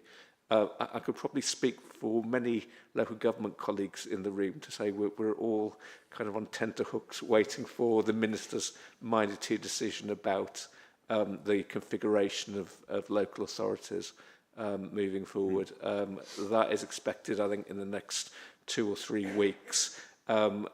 We have a once-in-a-generation opportunity, no matter what that is, to ensure coterminosity with the NHS. So if it were to be 3, for example, I would strongly advocate that our 3 places need to mirror the geographies of the 3 unitary authorities. So if I could just make that plea that we could perhaps be flexible and wait for the minority decision before making a final decision on the geography of place, I think that would be incredibly helpful. Thank you. Thank you. Tracy. Yeah, just to say I really endorse the plan and really happy with the strategy and sort of the population health improvement plan approach. I think if we are going to keep it localised, then it is concentrating and thinking about what our population are and what the needs are, and particularly really pleased to see that those health inequalities elements are embedded within each of the commissioning intentions. So it's integral and embedded within, which I think is really important. Just one thing for me, just taking on board what everybody else has said, is this needs to be meaningful for the populations of both Norfolk and Suffolk. So how do we then, you know, next steps as well as implementing, and it is a plan that's for a number of years, but how do we make that more kind of meaningful to the populations we're here to serve? So what's some of the thinking about that kind of communications and ensuring it's out there with our communities of both Norfolk and Suffolk?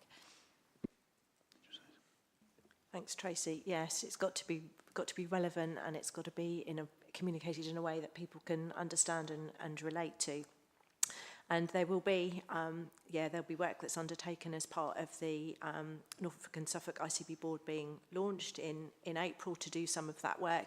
And we've got some plans to work very closely with our communications team to put those messages through in a way that, is going to be well understood. But there's more work to do on that, absolutely, because it's no good having a plan and then it's hidden up that people are not aware of and not going to be able to comprehend. So, fully accept that. Thank you. Thank you. I've got Tim, then Claire. Tim. Thank you, Chair. I think the big thing that I took away from this report is a bit of a culture shift, really, in terms of the way that the ICB wants to work with our system, which is really welcomed. VCSE or VCFSE is mentioned quite a lot in this report, which obviously for me is a really positive thing. But I think throughout it, it just really talks about how we're going to work as a system. and utilise system partners to deliver this plan, which is really, really welcomed. I think the action plan is really welcomed as well, and really keen to see, you know, in future meetings what comes of that. I think there is just one big thing is about how do we make this real, coming back to kind of Kim's point around, and also partly Tracy's, is about how do we influence what we're doing, you know, with these commissioning intentions. How are we shaping actually what are we going to be delivering and commissioning, and how do we make sure that we're working in an integrated way as a system. But you know, from my perspective, I think it's nice to see in the report this kind of, it's really easy to see, I think, a bit of a cultural shift in the way that we want to work in the future. So really, really welcome the report. Thanks. Did you want to say anything or no? No? Okay, fine. Claire.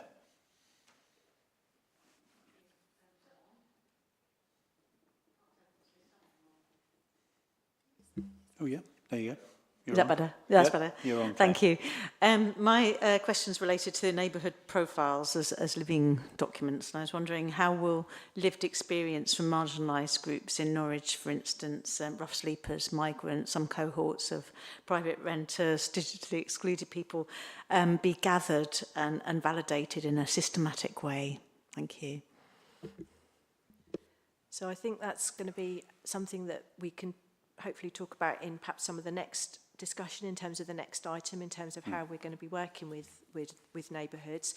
Very much as the strategy has been developed, we've looked very much at the core 20 plus groups and other groups about, and that's one of those in terms of how we're going to meet some of those needs, and that is going to be through the delivery of those commissioning intentions. So commissioners are going to be working to work through some of that detail, and that will be absolutely fundamentally important. So I don't have an answer of how are we going to look to that specific group in Norwich, but we can certainly take that point away, and absolutely you're right to flag how we actually deliver this now is going to be the proof of the pudding, isn't it? It's getting to know those individual groups and making sure those views are known as part of those service developments. So right to call out the needs of all of those groups that we're going to be needing to be working alongside. Thank you. Christine. Yeah, just to echo what Tim was saying about the fact that the voluntary service is recognised in this, I want to say thank you for the social care being recognised, because in previous times, it was always called care and no mention of the social, which is absolutely important, because it's not just about discharge from hospital, but the wider involvement in terms of reducing things like loneliness, communities, all of that anyone that works in social care will know, because it's absolutely embedded in our practice. So that's fantastic. And it's really, Liz, a plea that social care is not just statutory services, but the wider independent sector as well. So when it mentions social care, to remember that it's a much wider, broader name. Thank you. No, I think that's a very, very fair comment, that social care goes way, way beyond statutory, way beyond, I mean, all the voluntary services, you say, the faith services, etc., you know, lots and lots of community services which support people socially every day, every single day as we go forward. Okay, thank you. I don't see anyone else who wishes to speak. I think it's been a really good conversation, thank you. And obviously we're talking about all the main things that we should always have been focused on, really. Health inequality, obviously prevention, but obviously as we're talking about place, you know, and the places are going to change in the next few weeks, or we'll begin given an indication of what those places may be, and I think, you know, we need to work towards that. But also, as Suzanne said about data, obviously we're using data, you know, we're using it better perhaps than we have before, but we can do better again, I'm sure. But there you go, lovely. Thank you very much. So the recommendation is on page 114. We're asked to support the 2026-27 to 2030-31 ICB commissioning strategy and the PHIP for the proposed Norfolk and Suffolk ICB, which aligns with the four themes in the Norfolk Health and Wellbeing Strategy, ICP strategy. This support is endorsed through an opinion, which obviously I read earlier, which hopefully you can all agree to, which will be published with the documents, as has been the case in previous years with joint forward plan. Are we all happy with that? Yeah? Lovely. Thank you very much. Thank you. And thank you, Liz. And, yeah. Thank you. You always come and you know your stuff, which is really helpful. Thank you. Now, we formally closed the Health and Wellbeing Board for Norfolk, and then we moved to the Norfolk and Waveney ICP, which will be the last Norfolk and Waveney ICP. But I'll start, as we should, with apologies. Obviously, we've noted them already. The minutes, are we in agreement with the minutes? The minutes are on page 4. Are we all happy with the minutes? Yeah? Excellent. Thank you. I'll sign them off at the end of the meeting. Brilliant. Have we got any members of interest to declare? Members of interest? Declarations of interest, even. There we are. No? Okay. Right, fine. I need to just read an update so you understand where we will be going with the ICP. So looking ahead, there are some upcoming changes for this partnership arising from the Norfolk and Suffolk footprint. As such, this feels a timely opportunity to reflect on the achievements of the Norfolk and Waveney Integrated Care Partnership since establishment in 2022. When we first came together, we set ourselves a clear ambition to address health inequalities, to lift the voice of partners in strategic play, rich conversation, as they say. Together, we developed and agreed the Integrated Care Strategy, a document that now shapes directions across Health and Wellbeing Board strategies, ICB strategies, and a joint forward plan. This wasn't written in isolation. It was co-produced through our formal meetings, our development sessions, and our 2023 ICS conference. It is a strategy built on partnership and shared purpose. Our 3 ICS conferences have been another highlight that provided opportunities for us to challenge ourselves, to look at neighbourhood working, improving outcomes, tackling inequalities, and leading courageously. Across each conference, the message was has been very consistent. If we want different results for our residents, we must work differently, change culture, and collaborate more deeply across organisational boundaries. Over the past year, we have also strengthened our relationship with colleagues in Suffolk, recognising early the importance of alignment for resident experience and system cohesion. The work has put us in a strong position for the changes ahead. Importantly, the ICP has been a space where we can shine a light on the issues, from transparency on NHS capital distribution and understanding where NHS investment is going, to winter planning and how we support residents during periods of great pressure, to programmes like Right Care, Right Person, where this partnership has been able to scrutinise impacts for residents and system partners, to bring forward the voices of groups who often go unheard, such as our LEADER annual report, which highlighted, well, such disparities, which was quite worrying in many, many ways. And I know we're looking to address that. All of this demonstrates the value of our ICP that is engaged, curious, willing to share learning, and committed to improving the lives of our population. These achievements, insights, and developments have only been possible because of the commitment, openness, and leadership of you all, the ICP members. Your willingness to collaborate, challenge constructively, and focus on what matters for our population has shaped the ICP into a partnership we can be proud of. It's also important that we now look ahead, as today marks a significant point of transition for our system. And I want to clearly set out the changes that are coming for the Norfolk and Waveney Integrated Care Partnership. As many of you will be aware, the footprint of the Integrated Care Board is changing. National guidance is explicit that the footprint of the ICB in the integrated care system must be one and the same. That means that going forward, there must be one ICP and one ICS footprint.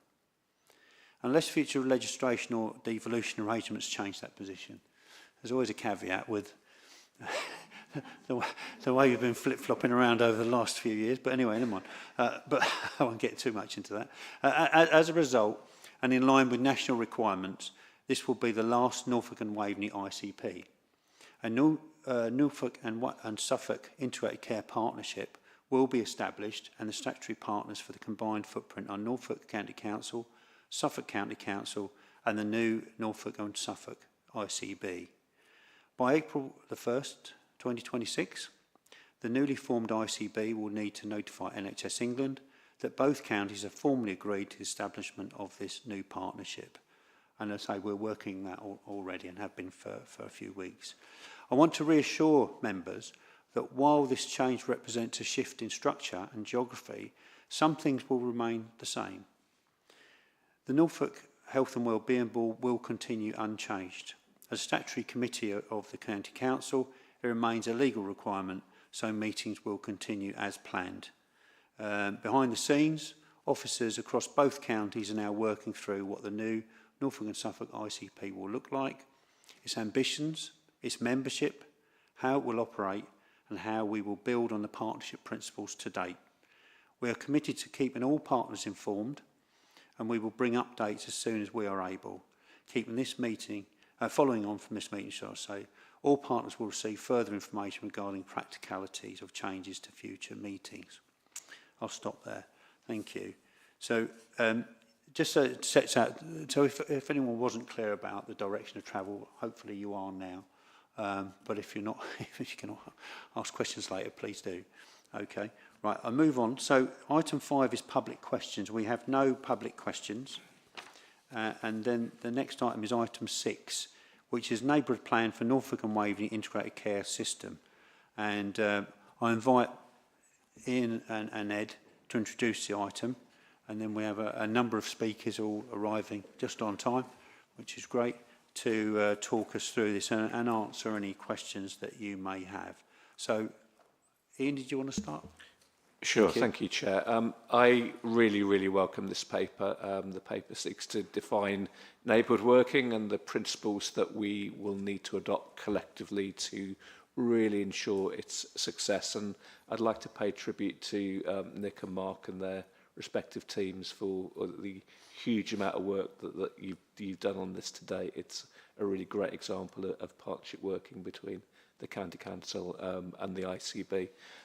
As colleagues are probably aware, it's critical in terms of the transformation programme that I've set out for adults. So integrated working within the community is strategic priority 4 of the 6 priorities. And it's important because we know people don't live their lives in our neat service boxes.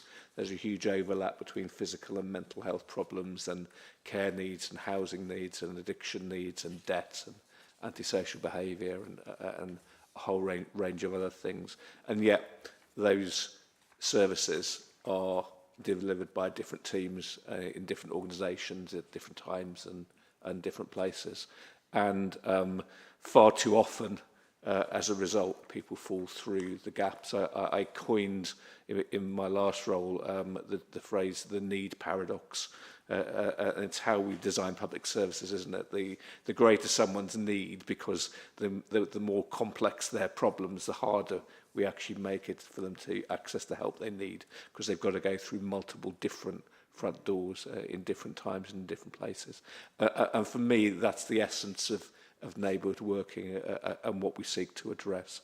I was very struck, Chair, by what you said a few moments ago, that if we wanted to change, we must work differently. And that's absolutely true of this, isn't it? Well, we've got to change the conversations we're having with residents. We've got to stop having that eligibility conversation. How much of what we've decided we do in advance are you eligible for? And start having a relational conversation of what matters to you. Conversation and how can we help you meet your needs as you've defined them. But that relational practice extends beyond the relationship between us and the resident. It also it extends to relational practice between professionals. So we've got to stop referring people on kind of faceless referrals. We've got to bring professionals together to form relationships with each other, such that the support can be brokered in around the resident to stop the resident falling through the gaps. So that's my kind of opening gambit for this. But Ed, do you want to say anything more? No, I mean, there's obviously a huge amount of energy in the county on this agenda, from the voluntary sector through to the acute group. I mean, it's brilliant. So we've got a great opportunity. Great to have this. This is like a cultural statement, isn't it, this paper? And the key point I take from it is the importance of the ecosystem. Because if we approach neighbourhood working in terms of how do we carve up the territory or who's dominant in which bit, it's just not going to work. It's about how do we get relationships to really flourish so that people don't fall through the gaps, as you say, Ian. I guess the thing I'm impatient for now is what does this look like in practice? What are the practical things? And what do we do at scale where it makes sense to do so, and what remains hyper-local, again, where that's sensible. So it's just bouncing off the cultural piece we've now, I think, established, and really turning it into practical action would be my sense of it. Thank you. Thank you. Lovely, thank you both for the introduction. So I guess the purpose of this is it's a shared system framework for our overall approach.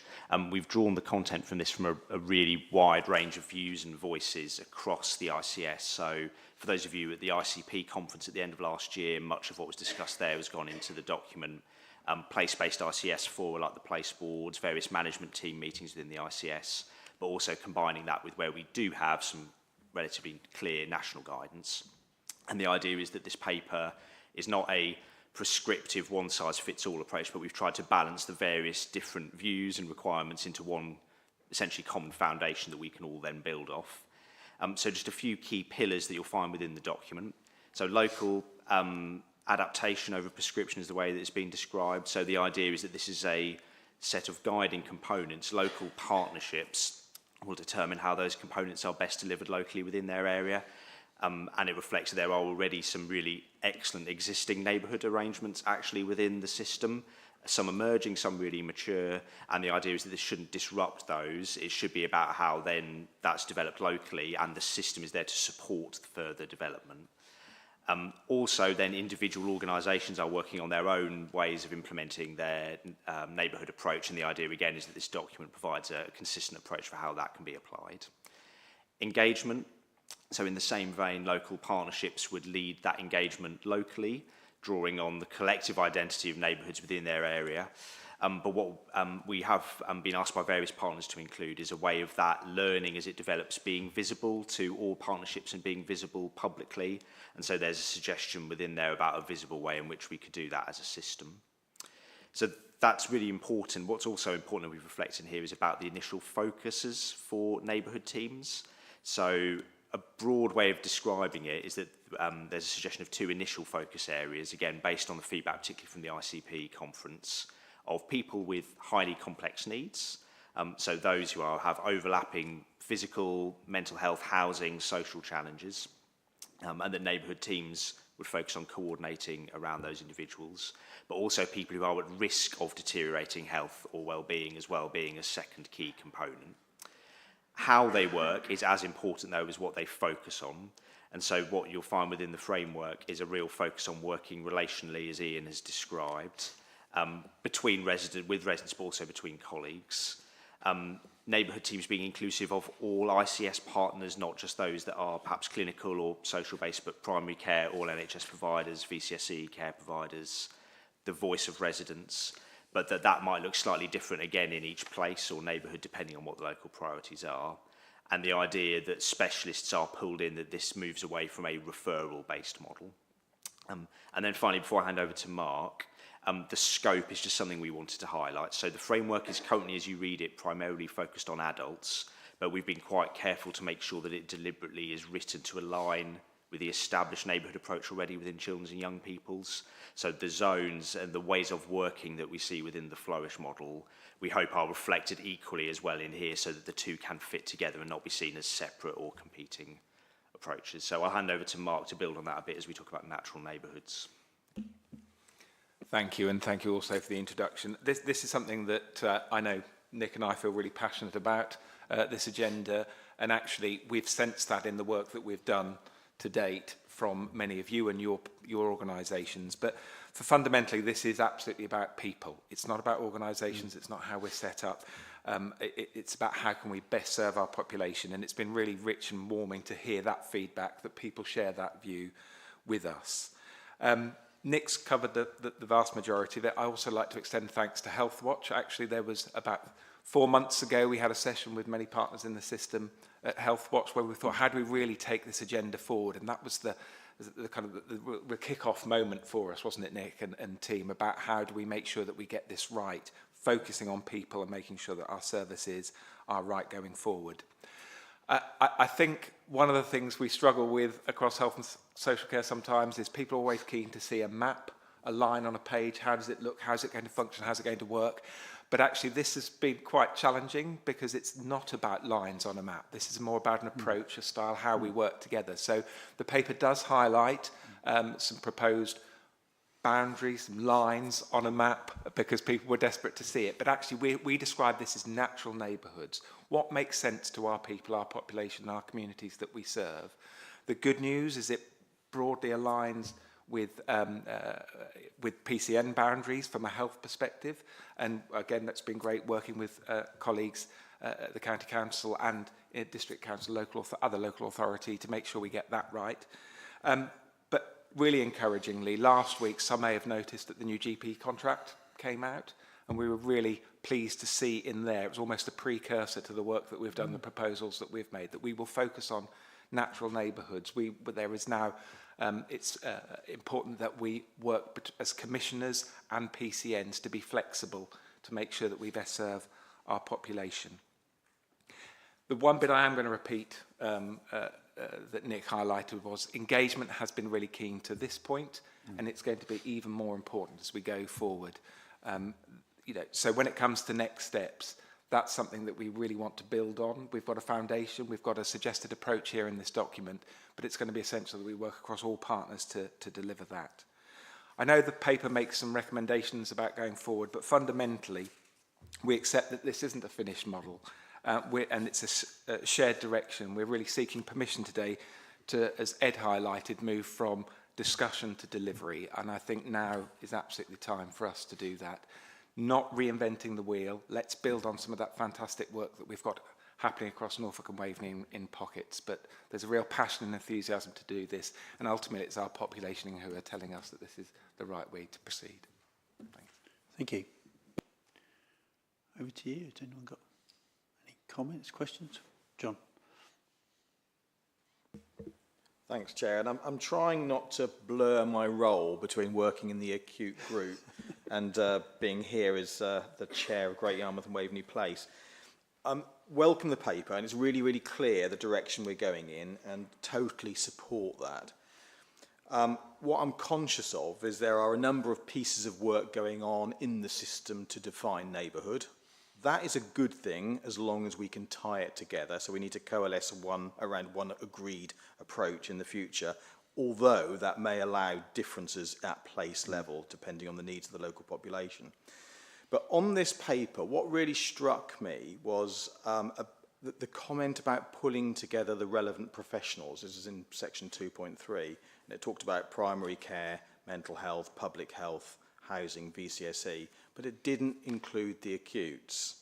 Now, I do think it's important because much of the work we need to do on prevention, and in particularly when it comes to a treatment pathway, we need to redesign those pathways collaboratively. And I would also argue strongly that the outcome of this is really important to the acutes. We need this to be successful in how we design our services, how we design our new hospitals. So my one plea would be, as we move forward, and I think this is a great starting point, can we just make sure we coalesce around all the pieces of work going on to define neighbourhoods, and please can we think about how we actually tie in all those key partners in the delivery to really make a tangible difference to our citizens. Thank you. Thank you. Tracy? Yeah, come from my perspective, being the place chair for Norwich. I mean, I also, again, what John has said, and support that. I think we do have some really good foundations, so we don't need to kind of start again. I think I'm also mindful that the national framework will be coming at some point, and so we need to consider what would that mean that it takes us in a slightly different direction. I don't think it will, but I think we just need to be mindful of that and what might be kind of directed as well, you know, coming from kind of that NHS England perspective. So just be mindful of that. But I think there's much to build on, and I think natural neighbourhoods make sense, but I do still think we need some momentum and a framework to support that push going forwards. I think culturally we're probably there. I think that's a really good thing, but I think there is more to do. I quite like the emphasis on those more complex individuals, because we know that exactly they have a really poor experience of their access to health and care, and also there's a moral kind of imperative there, but there's also that financial imperative as well. So that seems a good focus, I think, where we can naturally come together. Thanks, Tracy. Alison? Thank you. Well, I hugely welcome this. I think it's a really exciting transformation that we're undergoing here, and I think, you know, it's about culture, not geography. Let's not get caught up with whose bit is where. And, you know, I think it's really exciting.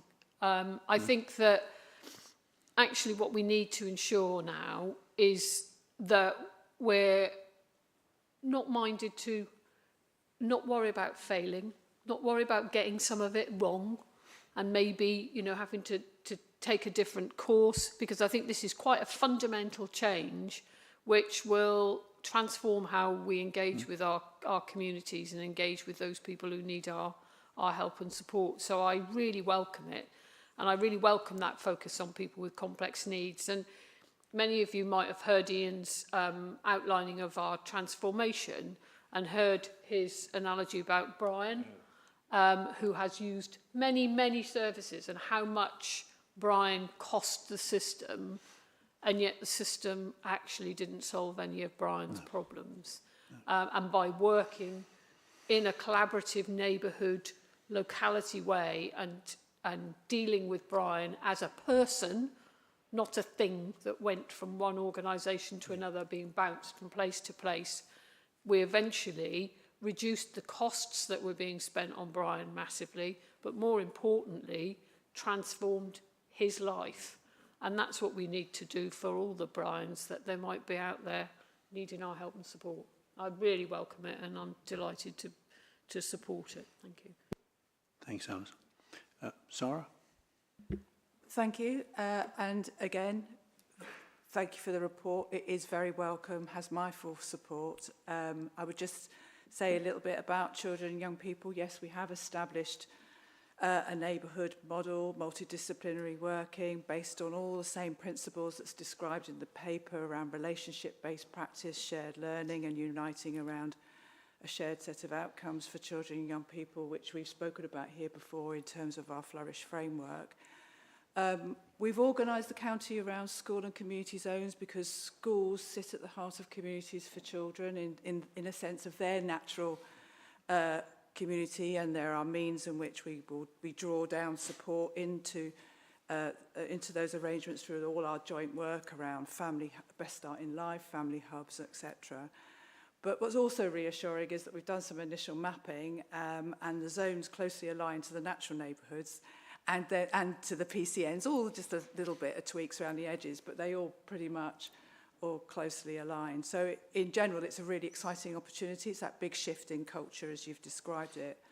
And I think gives us the chance to start building at scale a preventative approach, which I think is something we've long wanted, but this genuinely builds the foundation to do it going forward. So incredibly exciting opportunity. Thank you. Thank you. Kim? Thank you, Chair.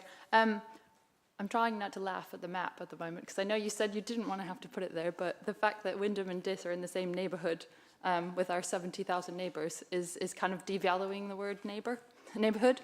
And I think the general public will not get that at all. So I think we need to work on potentially the wording around neighbourhood in air quotes. My question, I guess, is around how will this enable VCFSE type organisations to have an equal seat at the table in helping people like Brian, for example? So we all know the people who truly help sort of at neighbourhood level, prevention level community are often sometimes unpaid volunteers, sometimes unpaid carers, and they're often telling us at meetings like this one that they don't have an equal say in how people are helped and data sharing. And, you know, so if somebody goes to a mental health organisation for young people, which is a charity or social enterprise, whatever, they've got a lot of information on how that person could be helped, but there's not a great way of sharing that across the organisation. So I'd like to know how that might help. Thank you. Thanks. Thank you. Yes. First thing to say is that this work absolutely recognises the importance and value of the voluntary sector and all the partners that work in that area in supporting people. They are closest to the people. And so that's an integral part of this. Tim has been on the steering group to help shape this work and thinking about what does it mean locally. So that message has been heard absolutely and is a core component of making sure that we get these models right going forward. So they are an equal partner in this. In terms of our planning around places and boards in the future, likewise, we want that voice to be heard, but we're also very cognizant that, you know, this is over 11,000 organisations in Norfolk and Waveney, so how do we best hear all of those voices, not just one or two loud voices in that space. So it's really about us creating the conditions to make sure that's a founding, you know, principle and method of how we're going to work here. So I hope that in a 6 months, 12 months time, we can come back and give you some evidence of what we've done and built on, actually, because there's already some really good working. On to your first point around the neighbourhoods, absolutely, you know, I think it's almost will be a failing if we talk in that term to our population. They just want to make sure they're getting the care that they need and the support that they need from the right people at the right time. And I think this is more around how do we work together across organisations to best provide and support and do that for our population. So thank you. Thank you. Carly. Thank you. And thank you for the presentation. Very, very supportive of this. Feel that I need to also speak as a place chair, so very grateful for the direction of travel. I think my comments probably have been picked up by others, but really just to reflect on the narrative that actually this has to be a framework and we now need to move into the delivery, which will be nuanced locally. So I appreciate the need for this work at a high level, but it's really important that we also triangulate it with the other discussions we've had today and at previous meetings around the commissioning strategy, around the emerging work in relation to health inequalities, etc., so that we've actually got one guiding principle that we're working towards collectively at Neighbourhood. And also with an acute hat on, just to echo John's points, we have got a range of work going on in this space. It would be really helpful to coalesce on it. Lovely. Thank you. Mark? Yes, thank you, Carly, and John, for your earlier point as well. And just to give you a practical example, some of this work, some of the work streams, community geriatricians from our acute providers supporting community closer to home is just one practical example of acutes absolutely need to be involved in this work. So I wanted to make sure we made that point. Thank you. Lovely. Thank you. Right, I've got Tim, Liz and Anna. So Tim. Thank you, Chair. I think there's a lot in this paper. I think, first and foremost, I think it's a really good paper. I think, to start with, I think, as Ed alluded to, it focuses on culture and relationships. It's almost a statement of culture as opposed to kind of this is how we're going to do it. I really like the fact that there's a real recognition around the strengths and assets in terms of delivering this and making this happen, and a real recognition of community roles and connector roles and so on within this paper, and kind of alludes to how we work as a community. I think the big ask for me is that we not duplicate and we strengthen what's already there, which I know is already highlighted in the paper. There's a few things for me. One is kind of a challenge, but also, I suppose, an opportunity. And I suppose it really highlights it on page 22 under the delay section, where it says about shared purpose, and that we're coming together for a shared purpose. I think if we think about prevention, it means absolutely everything. It's something completely different to everyone in the room. So, if we think about an ICB, it might be vaccinations. If we're thinking about NIC and adult social care, we're thinking about it's stopping people from falling over, older people and frailty. If I was to think about it from a VCSE, it would be 12,000 different organisations have a different idea about what prevention is. That's youth work or whatever. So I think it's how do we bring that shared purpose together, that shared understanding of what do we mean by something, prevention, when it's so central to this. I agree with some of Kim's comments. I think there's some really interesting work to do around how do we get the voice of VCSE around the table. And as you alluded to, Mark, there's quite a few of us, so it's quite a difficult thing to do. And I completely agree with you. I think it's about almost an element of, I think what we need to, what's maybe missing from this document is about infrastructure and about knowledge. And I think actually that's what holds community together is that connection, that knowledge of the assets and what's there. So actually we don't need 12,000 organisations sat around tables, but what we do need is we need really good infrastructure to understand what's in our communities. And that's not just within VCSE, that's also within all of our system, so that we can make sure we can bring the right people in at the right time for the right person. And I think knowledge is absolute key to this piece of work. So there's not really a question there, but I suppose there is something around what we're going to do about that knowledge and that infrastructure within this piece. make a comment on? No, thanks. Probably two. So I think, yeah, so what this paper deliberately doesn't do, I guess, is lay out what that infrastructure needs to look like. Because really what should follow this are, locally based delivery plans as partners coming together, but also, I guess, as individual organisations where people choose to do that, which I think goes to the point that John and Carly have made about, how as individual organisations, acutes and others, are they part? I think every organisation is part of this in one form or another. Also, just going to pick up, going back to a comment that Tracy made about NHS England guidance.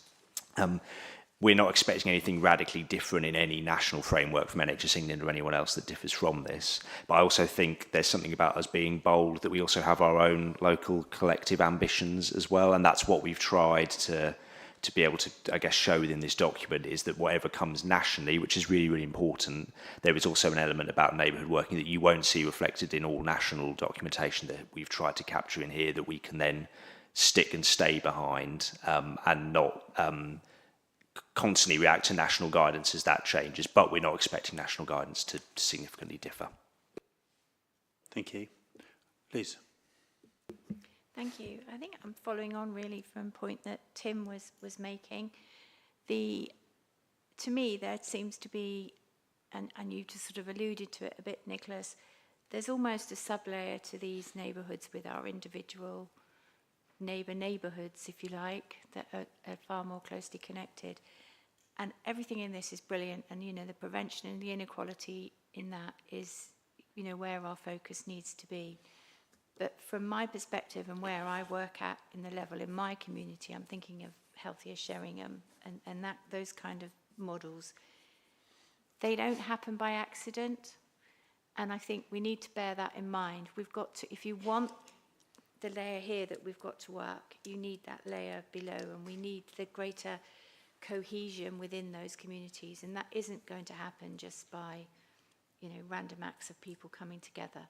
So I think there has to be, as part of the strategy and the delivery bit, needs to be how we move towards supporting that as well, because it can't, I know from what I've been doing how hard it has been to do that, and in other towns, in North Norfolk, and you need some kind of support going in to make that to happen. And then if you've got both of that together, this would be absolutely awesome. We'll work towards that, Liz. I'm sure we are. Anna. Thank you. I just wanted to finish really. I was picking up on Nick's point about being bold and ambitious. I'm coming towards a sort of second retirement, having worked in health, but I started out and have always been using lived experience. So I am the parent of a Brian who is extremely expensive and who is using between 32 and at the moment we're down to 12 health and care professionals involved. So I'm just wanted to really welcome the sense of direction, so that I feel when I do retire, I will be really, really positive about the way we're going. So we've been talking about from Flourish through to Ageing Well. People often say to me, you work in the NHS, why are you buoyant? Why are you optimistic? Everything's terrible. But I just wanted to kind of reflect personally today that I think I've heard a lot of really ambitious, but targeted ways of working and improving, and a sort of united idea about improving outcomes. So I think it was really just to say thank you. Thank you, Anna. I think we'd all,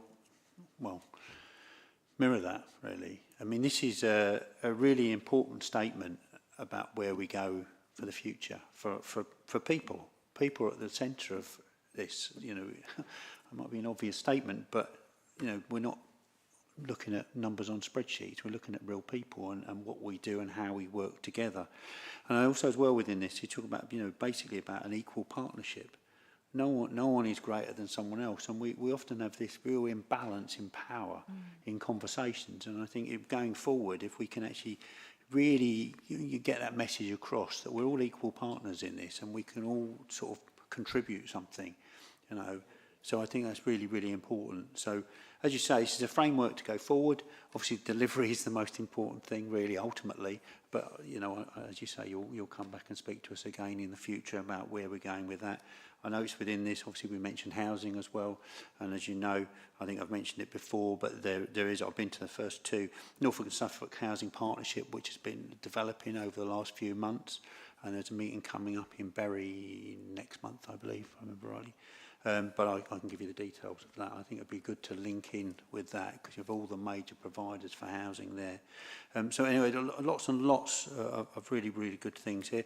We've got, well, there's 4 recommendations here on page 11. I won't read them all out because they're quite long actually, but essentially it's to endorse the Emerging Neighbourhood Plan, to approve the immediate deliverables and focused action set identified by the steering group, to support partners to prepare for phased implementation during 26-27, and to invite each partner sector, including obviously the VCSE, to set out how they will organise themselves to participate in this and enable this, and to ensure that it works actually. So that's the recommendations. Are we all happy for those? Yeah? Okay, lovely. Thank you very much. So thank you to Nick and Mark and Ali and Amanda and all the team who've been putting this together. Lovely. Thank you. So we've got item 7, which is our last item on our agenda. Which starts on page 30, which is Community Mental Health Summit and Mindful Norfolk. And I think it's over to yourself, Kim. Thank you, Chair. Yes, so in South Norfolk and Broadland, we have been running a Mindful Towns and Villages project for a few years now.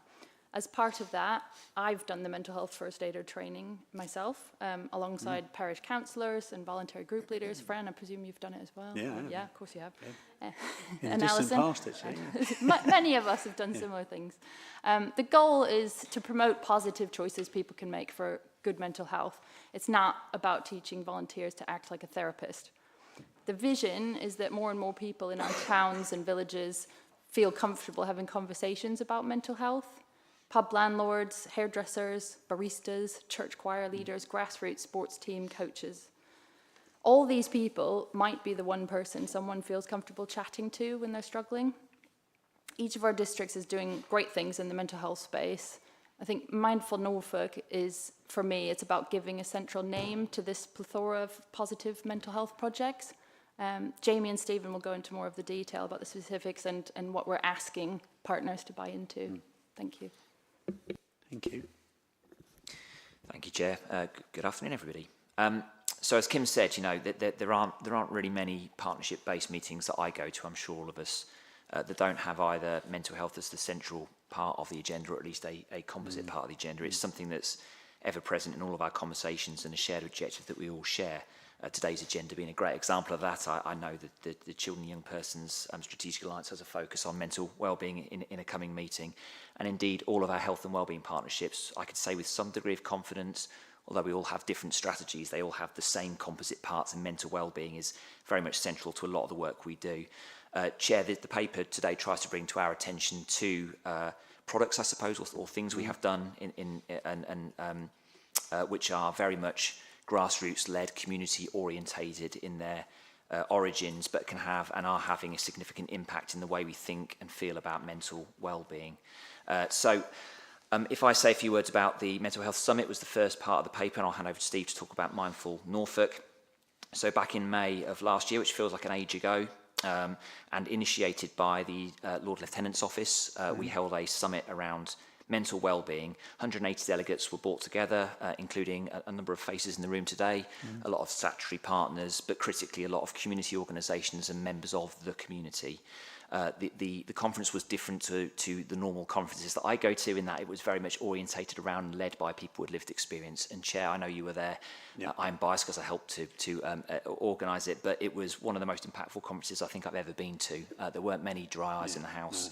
And hearing some of the stories of people who have gone through significant hardship in their lives, experienced huge bereavement, and come through the other side, and the extent to which they relied not just upon us as statutory organisations and the fine support that we offer people, but on each other, members of the community, neighbours, friends, and very small micro kind of community organisations that play in this space. Coming out of the session, there were a number of pledges that people made. They're in the report summarised in 2.3, but if you have the time, they're in more detail in the appendix. They really do play to some of the kind of origins of the grassroots support that are out there, and we should be aware of and seeking to build and create greater strength around connecting to community, creating positive mental well-being, etc., etc. Chair, one of the parts of today's paper is to seek to make this type of a conference a fixture of our world going forwards, as opposed to a one-off event, and seeking to make best use out of the impact that we felt, those of us who were there in May of last year. Steve. Thank you, Chairman. I fear that that we've got the ultimate graveyard shift, the last agenda item on the last ever integrated care partnership That's an meeting. honour. But it is indeed. I'll try keep it brief, but while simultaneously trying to convey our passion for what it is that we're looking to achieve here. So, Mindful Towns and Villages, as it was, established in Breckland about 4 years ago in response to, I guess, growing and sustained challenges across our system, the increasing prevalence of common mental health difficulties with those widening inequalities and mounting pressure on primary and secondary care. And while much of our system quite rightly focuses on measurable clinical outcomes, this initiative is grounded in a complementary principle that population mental health improves when more people at a grassroots level are both competent and confident to have a conversation about mental health early. So this isn't a programme, and unashamedly, that's built solely around what is easily or immediately measurable.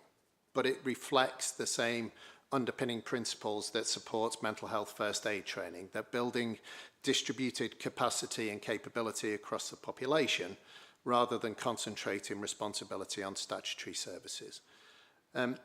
So, as mentioned, we know it's been adopted and developed across Broadland and South Norfolk councils, and that's evolved based on their identified local need and priorities, which is important as a community-led initiative. It's very different in delivery to that that's being delivered in Breckland. And this approach has been endorsed by Norfolk leaders and the Living and Working Conditions Group as well. And as mentioned, it was launched through the last successful Mental Health Summit last year.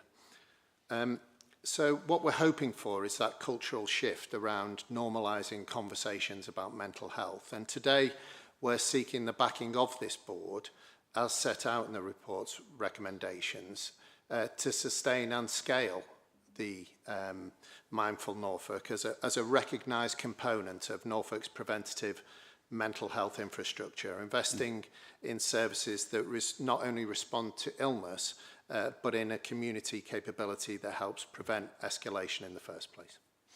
Lovely. Thank you. Thank you. Claire. Thank you. A question around sustainability.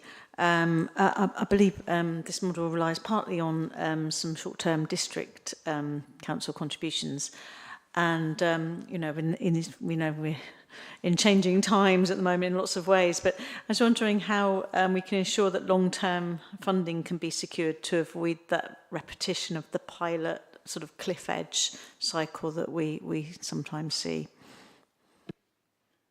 Thank you. Steve? Yeah, I think obviously that's a challenge across a number of things that we do, and it shouldn't stifle our ambition to try new things.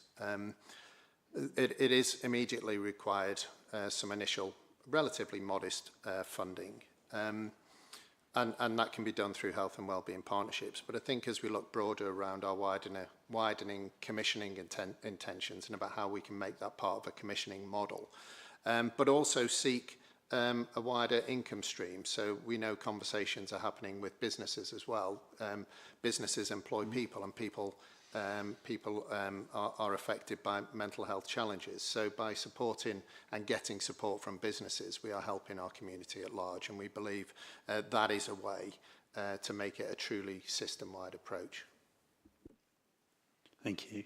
And many of you may know there was a large annual mental health event at Norwich City Football Ground, which was supported by Foster Solicitors, I believe.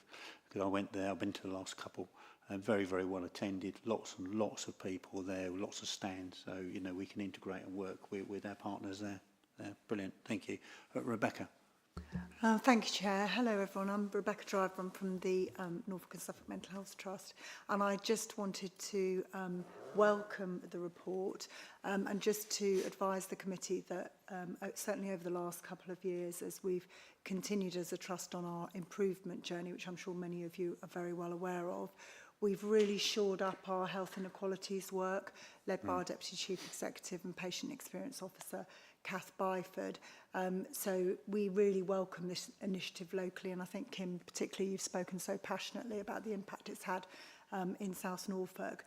So not only are we shoring up that health inequalities side of our work and much closer working with public health as well on the prevention agenda, we'd be really keen to be involved and support this because obviously it's a critical part of our work. We often see the very difficult sharp end of the mental health challenges that people face across Norfolk and Waveney and of course Suffolk. But we would like to be involved in this and welcome the opportunity to do so. So hopefully we can continue those conversations offline. Thank you for bringing it to the ICP. Thanks, Rebecca. Yeah, NSFT are a very important part of this, very important. Thank you. So I've got Tim and then Patrick. Tim. Yeah, kind of 3 points for me, but I'll make sure I'm brief, Chair. The first one is around the funding, Stephen, is that the voluntary sector VCSE often has opportunities to access funding outside of our system. And so happy to help with a conversation around how do we work with our VCSE partners to maybe be leads on some of this to make sure we can get some external funding into the system. So that was my first point.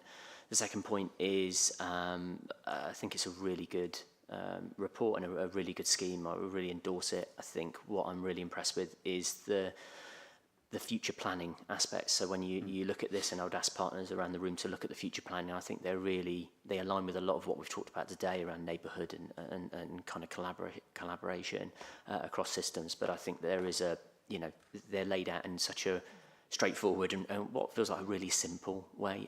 So would ask partners to look at those future planning bits and think about how we can do those together. I saw this at the Living and Working Conditions group, and this isn't anything really kind of around this report, but I suppose for me one of the things that's really outlined in the whole of these meetings, the Health and Wellbeing Board and the ICP today, is we haven't really touched upon poverty, and Kim's talked quite passionately about some things, and a number of others around that. Actually, if you can afford to get access to services, or you can afford to go to tennis, or you can afford to get transport, then your health and wellbeing outcomes are much better. And we've talked about parts of Mile Cross in Norwich where maybe people don't have that type of money. And I think we, as a system, it's not necessarily, there's not many levers maybe that we can pull within our system, but I think it's just something to be considering, that actually poverty is a real push on our system. When I first saw this from a Living and Working Conditions group, when I got this report, I also got a £50 increase in my gas and electric bill for that month. Now for me that's fine, I'll absorb that cost, but for some people that is a mental health issue.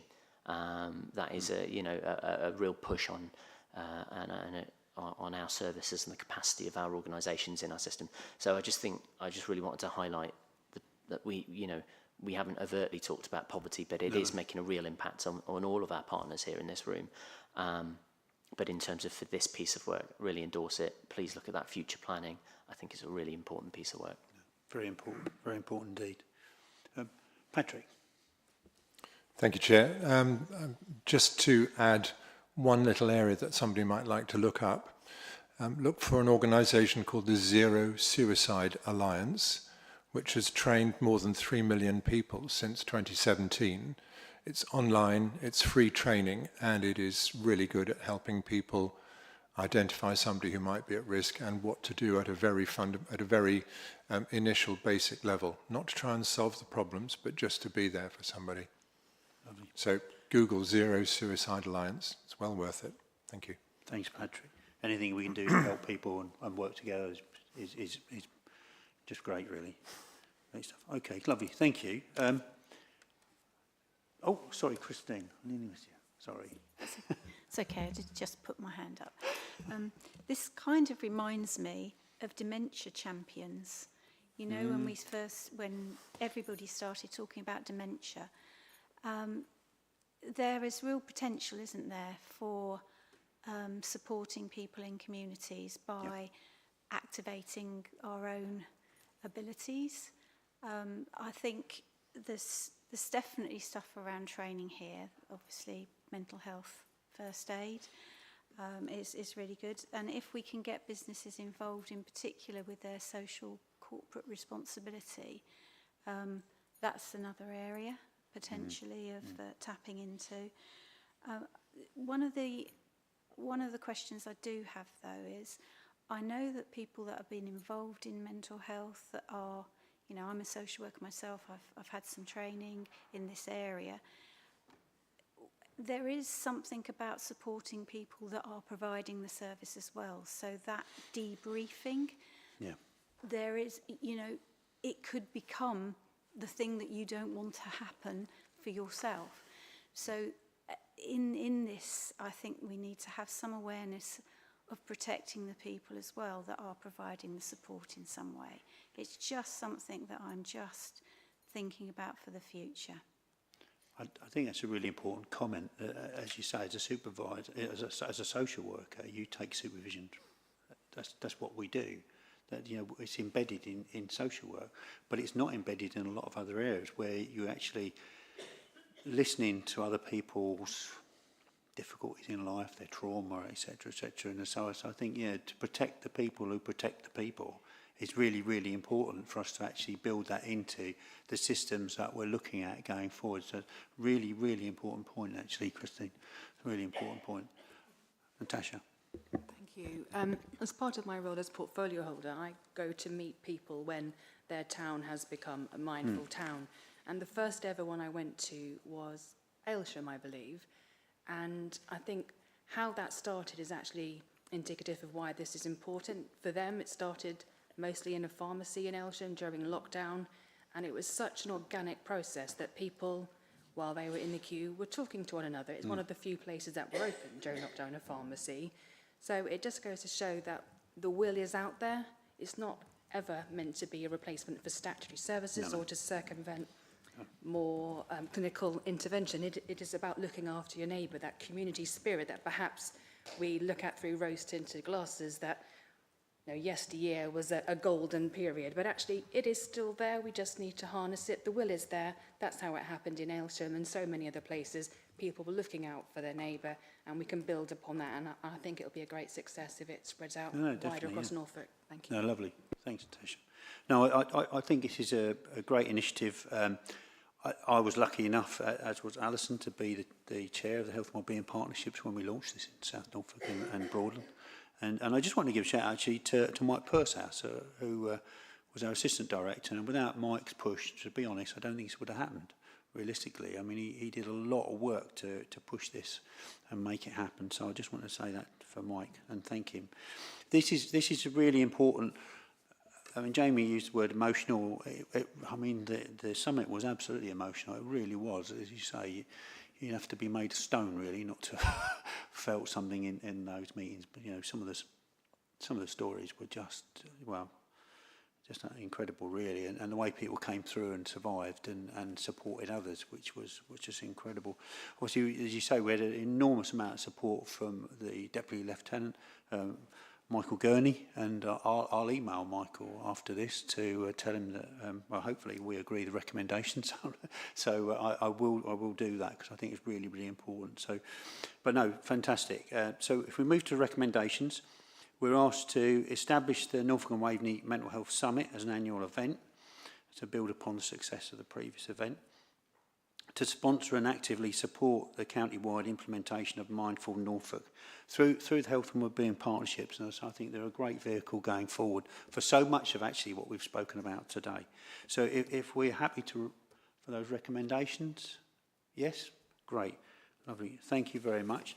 So that's formally the end of the meeting. I just want to remind you of the next formal meeting of the Norfolk Health and Wellbeing Board is Wednesday the 10th of June, and well, hopefully I look forward to seeing you then. I can't be sure of that.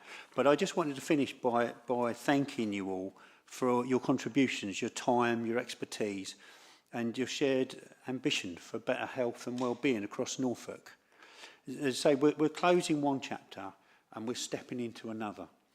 And to say that brings opportunities. I really believe that brings opportunities for alignment, consistency and system-wide collaboration across Norfolk and Suffolk. As I said, this will definitely be my last Norfolk and Waveney ICP. With the upcoming elections, it could be my last Health and Wellbeing Board, but we'll wait and see. So, who knows? But I would like to close realistically by personally thanking all of you.